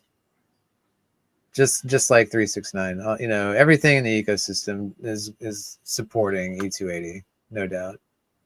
Just the beginning. Like you got to think we're only like we had the 28-day mint phase, and now we're only about 2 weeks into like the phase 2, the deflationary phase. Like, just thinking about 3 months in the future, how much more is coming is insane. And all of that supports Titanx. Yeah, big time, man. All the projects. I can't believe these numbers. 100,000 blades. Yeah. That's insane. That is actually amazing. And Inferno and Flux. That's the ones I'm looking at. But yeah, all of them are burnt a lot. This is awesome. I mean, Yeah. 5 billion baby Dragon X. We only have 6.2 billion in future rewards, which at one time was $340,000. Yeah. And back when we had $6 million market cap. So it's Element 280 is genius. It's literally just a stroke of genius in the architecture and the orchestration and the management of it. Really well done. Thank you. It's so beautiful. But what have you done for me lately? Let's see 369 come through. That's how crypto pros are. What have you done for me lately? Oh yeah. It's on launch day. The people are already asking. So what's next? Like it's literally day 1 launch. Come on, man. Yeah. Come on. Wait, I can't buy my Lambo yet? What kind of builder are you? Yeah. I'm still working on the 1 Titan X equals 1 Lambo protocol. Yeah. It's in development, guys. We'll get there. So with the V1, dude, is it? So obviously it has around 700K now, but in the future, like any protocol could just send funds there. Absolutely. Yeah. Okay. Whether that's ETH, Titan X, or any of those ecosystem tokens. And then the V2 buy and burn, it's ETH and Titan X that we're working with on that. So yeah, all of these buy and burns are designed to accept funds. Like we don't want to turn anybody away if they want to send funds to our buy and burn. Yeah. I think it's a really cool idea. I love having the option for like future builders. Like I think this is what attracts more builders is that things that can build on top of each other and like merge together. Mm-hmm.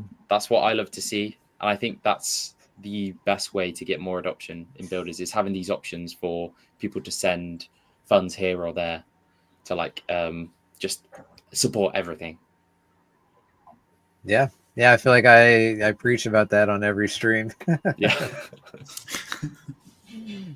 Yeah, just to give Skill a little shill. I mean, we sent 5% of the mint to Helios and 5% over to Dragon X. So we are supporting the full ecosystem, even outside the Dragon Kingdom, because we love the Dragon Kingdom, but we're not married to it, right? Yeah, that's I feel like the tribalism, you can't eliminate it completely. Like even in real life, you've got like your family tribe, your community tribe, your state, your country, whatever. It's just like James is saying, don't be married to it. Don't be a maxi to any of these. Be open and accepting to everything around you. That's where, like, that's how you eliminate the toxicity. I feel like, very much so. Yeah. So yeah, I appreciate it. That was beautiful to add that in there. Future collaborations incoming. Yeah. I love working with James. Yeah. I don't know if I want to work with you anymore. I mean, it's you gotta get a hair. After you get a haircut or do the man bun, like get the top thing going in there, and then I'll consider. What we'll talk about. James, you got to get a mohawk as well, and then do that. I don't have enough hair for that. I used to have a very, very thick head of hair. No one believes this. So, Caleb, when I was a teenager, about 14, 15, 16 years old, I went to a barber. She was one of my mother's friends. They had special scissors for thick hair. I don't know if you've ever seen these. These scissors, they have like little ridges on both sides, and it hurts. It pulls your hair out while it's cutting it.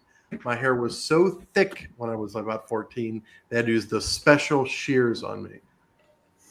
It's like sheep shears. Not the case anymore. Not the case. Yeah, like sheep shears. It's like sheep shears. I often laugh about that because people say, "How did you have such thick hair?" Well, that's 40 years ago. It was 40 years ago. 4 decades ago. You are now And then- more distinguished, James. Well, yeah, That's- I definitely am silver fox. I mean, I got a little silver there on the sides. Yeah. I don't worry too much about it. I like Revo. Revo's gone, completely shaved. I did that for a couple of years when I lived in Manila. I was exercising, working out, and it was just easier. Like it was just easier to do it. So it's a great look. It's a great look. Yeah. I think it's going to be the future for me. It's like I'm looking in a mirror at the moment because everyone in my family, they will Look at your mother's father. So Yeah, your mother's father he's- is most likely Well- your hair pattern. So. yeah, but he's super bald. My granddad. My advice. I'm really laggy, so I'm going to put my hand up. But my advice would be, if you start to go, just shave it off. Don't try and rescue it. So incredible. I mean, even the most wealthy people in the world, they can't put on good hair. Look at Donald Trump's hair, for example. So even if you have billions of dollars, you can't get a great set of hair. This guy. Bezos. He doesn't have hair, right? He shaved, right? Yeah.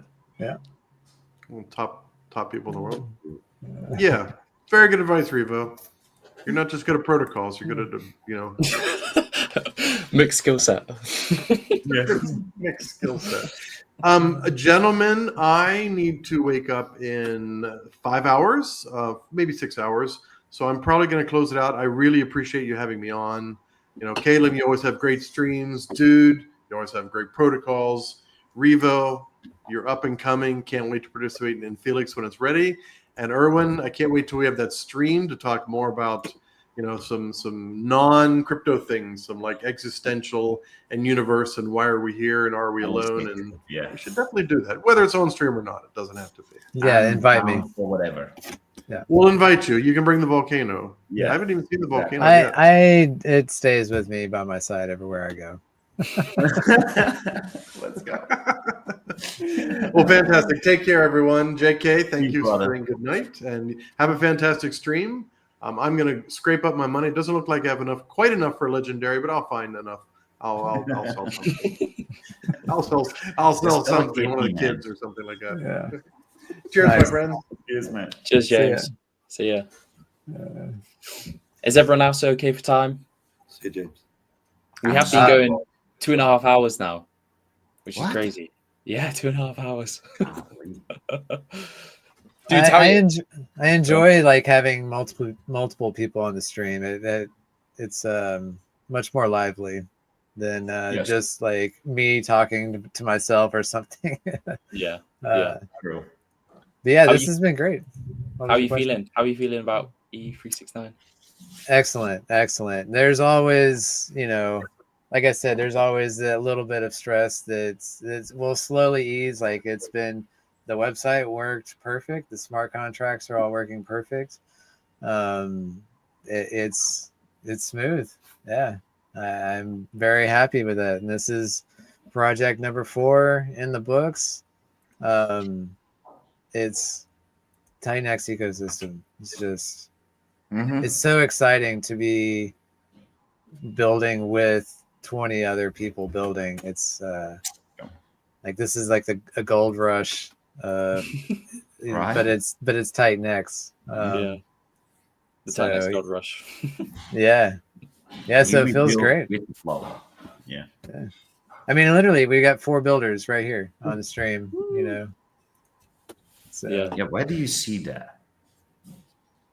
Nowhere. Here, Tinyx. Yeah. Only Tinyx. And they're all actually excited about each other's protocols. Could you imagine? right. I mean, I don't know if you're familiar with the movie Remember the Titans. Oh my Lanta. After this stream, you all will watch the movie Remember the Titans and then hit me up when you're done. You will be mind blown. It's such a powerful movie. It's insane.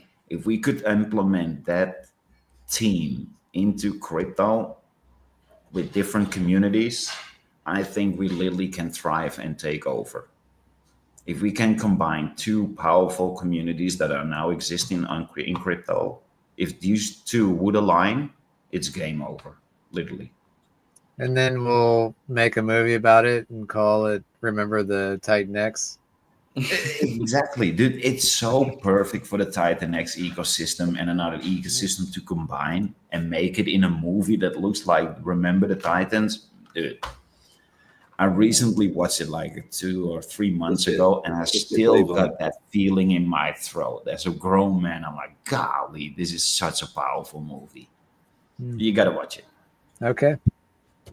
Yeah, after stream we'll do it. Yeah, Denzel Washington. I think it was Denzel Washington. Yeah. Okay. We'll get Dave to film the next one. We didn't talk much about Phoenix or Morpheus. Is there anything you guys want to talk about? Oh, and you go first, mate. I want to know about Phoenix. I already know everything about Morpheus. Yeah, I mean, we're still in the first audit. It's going to be finished in the next few days. I can't wait for, and then into the second, and then launch should be early December. So I just can't wait for it. Man, there's a lot of moving parts, as you guys know, as trying to set something up. But like, there's obviously stress, but I think there's way more excitement. I can't wait to get it out there for everyone to see. Yeah, I chill it, man. I love making that content. I love making videos and just send it out there. So the more I can do, the happier I am. So get it. Revo, go for it. Callum, he's holding up his hand. Elevator pitch. I have to do the. I have to do the hand up. I have to do the hand up because the lag is so ridiculous. Yeah. So give us your elevator pitch on. Because I've not really delved into it yet. Yeah. So the elevator pitch. So Phoenix is going to be 28-day mint, and then it's going to be capped supply. During that 28-day mint, there's going to be the input token is going to be Titan X. The Titan X that we receive is going to go to build 3 stakes. It's going to be a stake in Blaze, a stake in Flux, and a stake in Titan X. All those 3 stakes are going to be splitting their rewards between maintaining the stakes and fueling the Phoenix buy smart contract. Every single time Phoenix tokens are brought off market, 50% are burnt, which creates a scarcity, and 50% go to an auction balance.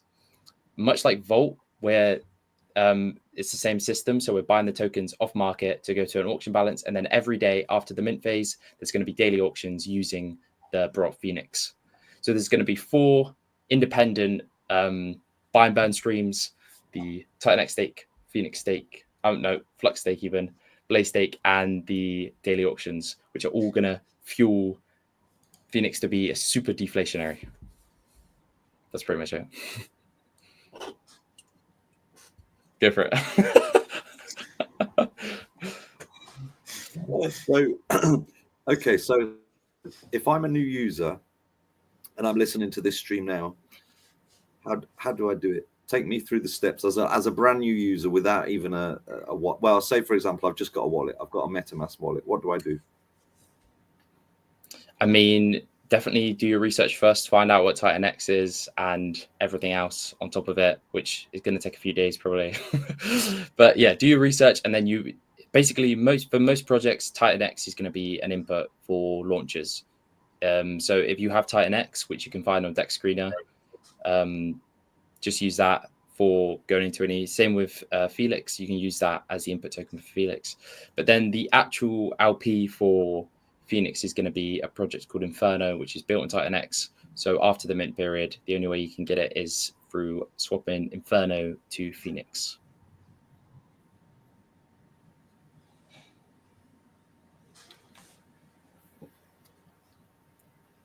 I think he's on the space station. Yeah, I new mistake. I'm on mute over here. I love it. Like, I'm excited to embrace this protocol. Like, it's utilizing Flux. Like, I mean, it is Blaze as well as Titan X, but I'm excited to see what Phoenix plus Element 369 what they do to Flux. Yeah, I'm excited. Yeah, because Revo, me and Dude spoke about this in our stream yesterday, but with Mo. But so Element 369 is cutting off the inflation through the daily auctions. Phoenix is going to be buying off market, and there's only it fluctuates from about 8 to 9% for flux of its supply is liquid. So Dude is going to cut that off, the inflation, and then Phoenix is going to be buying off market. And if Flux does a 2x, then there's 2x the amount of rewards for everyone. All the stakers that are already there, all of the E369 NFT holders, and for the Phoenix buy smart contracts as well, which will just make it even more scarce. So it's all kind of working together. And I cannot wait to see what happens. Me neither. I'm actually the most excited about the person behind it, meaning you. The onboarding that you could do. I mean, it's all nice and dandy. We're all pretty much old guys here. New people that actually need to come into crypto doesn't really look like looking at me like this old dude. We need the younger generation, the new generation to accept crypto for what it is and start thriving. And I think you are the gateway to it. So I'm extremely excited on having you bring on new people that are of a younger generation, because they're not going to follow me for my pretty face or Felix pretty face. So Titan-X is in your hands, Callum. Don't let us down. Callum, exactly. The pressure's on. No pressure whatsoever. Yeah, I mean, Ruvo, do you have any questions? Because obviously you said the elevator pitch. Is there any questions that I haven't covered? Yeah, I was just going to say, actually, this is just about you, and I agree with what Owen's saying. That it's really refreshing that you're obviously so young and you've just launched into it, which is absolutely brilliant. And maybe if I could turn the time back a little bit, I would have been that kind of person. And it does take a bit of guts to get into it, but you've obviously got a real grasp of it. You know what you're talking about. And I think it just sounds brilliant. It's yet another protocol that I've got to look into. I've got a bunch of Titan-X, and I keep getting tempted to part with it and into various things, and I'm dipping my toes in this, that, and the other. So yeah, I'm going to be looking out for it. The main problem that I've got at the minute is just the dry powder is not as much as what I need. But yeah, it sounds brilliant, mate. Honestly, it really does. And good luck with it. Thank you. I appreciate it. Yeah. One thing I'll add is it's going to be leveraging Inferno. So the main LP is Inferno Phoenix. And obviously Phoenix supports, Flux supports Inferno even, because it's the biggest burner of Inferno. And because we're the main LP, it's kind of what happened with Baby Dragon X and Dragon X. When Dragon X absolutely blew up, Baby Dragon X blew up as well. We want to create this similar kind of leverage. And the buy and burn for Phoenix is going to route through Inferno as well. And similar with the Flux stake is going to route and the Blaze stake. So yeah, over launch, it's 72% of all the Titan-X that comes in is going to market buy Inferno before being separated to other places. 20% of the Titan-X is going to be burnt or max staked in our stake. And there are 2 other projects sending Titan-X there as well. Man, as soon as I start talking, there's so many things I want to... So bullish about it. Wild. I know. Every time I hear somebody talk, I'm getting FOMO. I tell you who's the worst. It's Dude. He is the worst. Every time I listen to one of his streams and he's talking through some of his ideas, because he's so calm and collected, I'm like, yeah, shit, that sounds like really good. Yeah, I think I'm going to go and watch it. He's very good at pulling people in. Because and it's the same with all of you guys, really. Your protocols are really good, and you've got good teams behind you, and there's a lot of good stuff. And you know what, the Titan-X ecosystem feels to me at the moment like it's almost like it's almost like a wound up spring, and at some point it's going to just absolutely explode. And hopefully all of our protocols are going to do well. Titan-X does well. And the price is just going to absolutely fly on a lot of these projects, I think. So the more exposure, anybody new listening today, the more exposure you can get, not financial advice, but it's what I'm doing as well. The more exposure you can get, I think the better it's going to be, because everything's paired up together. Everything's got burning, things are burning each other and stuff like that. I think some of these low market cap projects are gonna be massive. So the future is so bright for this ecosystem, and I think it's the right place to build in as well. Definitely, out of anywhere else, no doubt. My biggest like inspiration for FOMO is Titan X Hub Premium. Just click around there and look at real stats and tell me you don't feel the FOMO. Like Right. that's what gets me is like the math. You know, like this is math that's locked on the blockchain. And when you look at it and you just see this is doing this and this is over here and they're all interacting with each other, like I agree with you. It just looks like one giant coil that's like ready to just spring off. And it's just like, it's almost like one protocol away from just that catalyst of just explosion.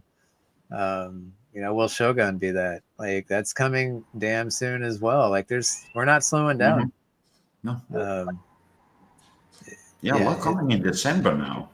I think Felix, if you're launching in December as well, it's going to be perfect timing. All the stakes that are being unlocked are going to end towards the end of November. All the supplies pretty much going to be out. We're going to be launching hopefully on deflationary or hyper deflationary going into December. So this is awesome that we're launching then. Yeah, excited. Yeah, I need to apparently have dinner right now.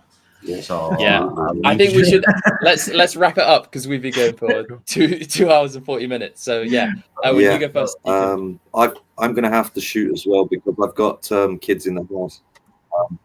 One last shill on Felix before you go. Yep.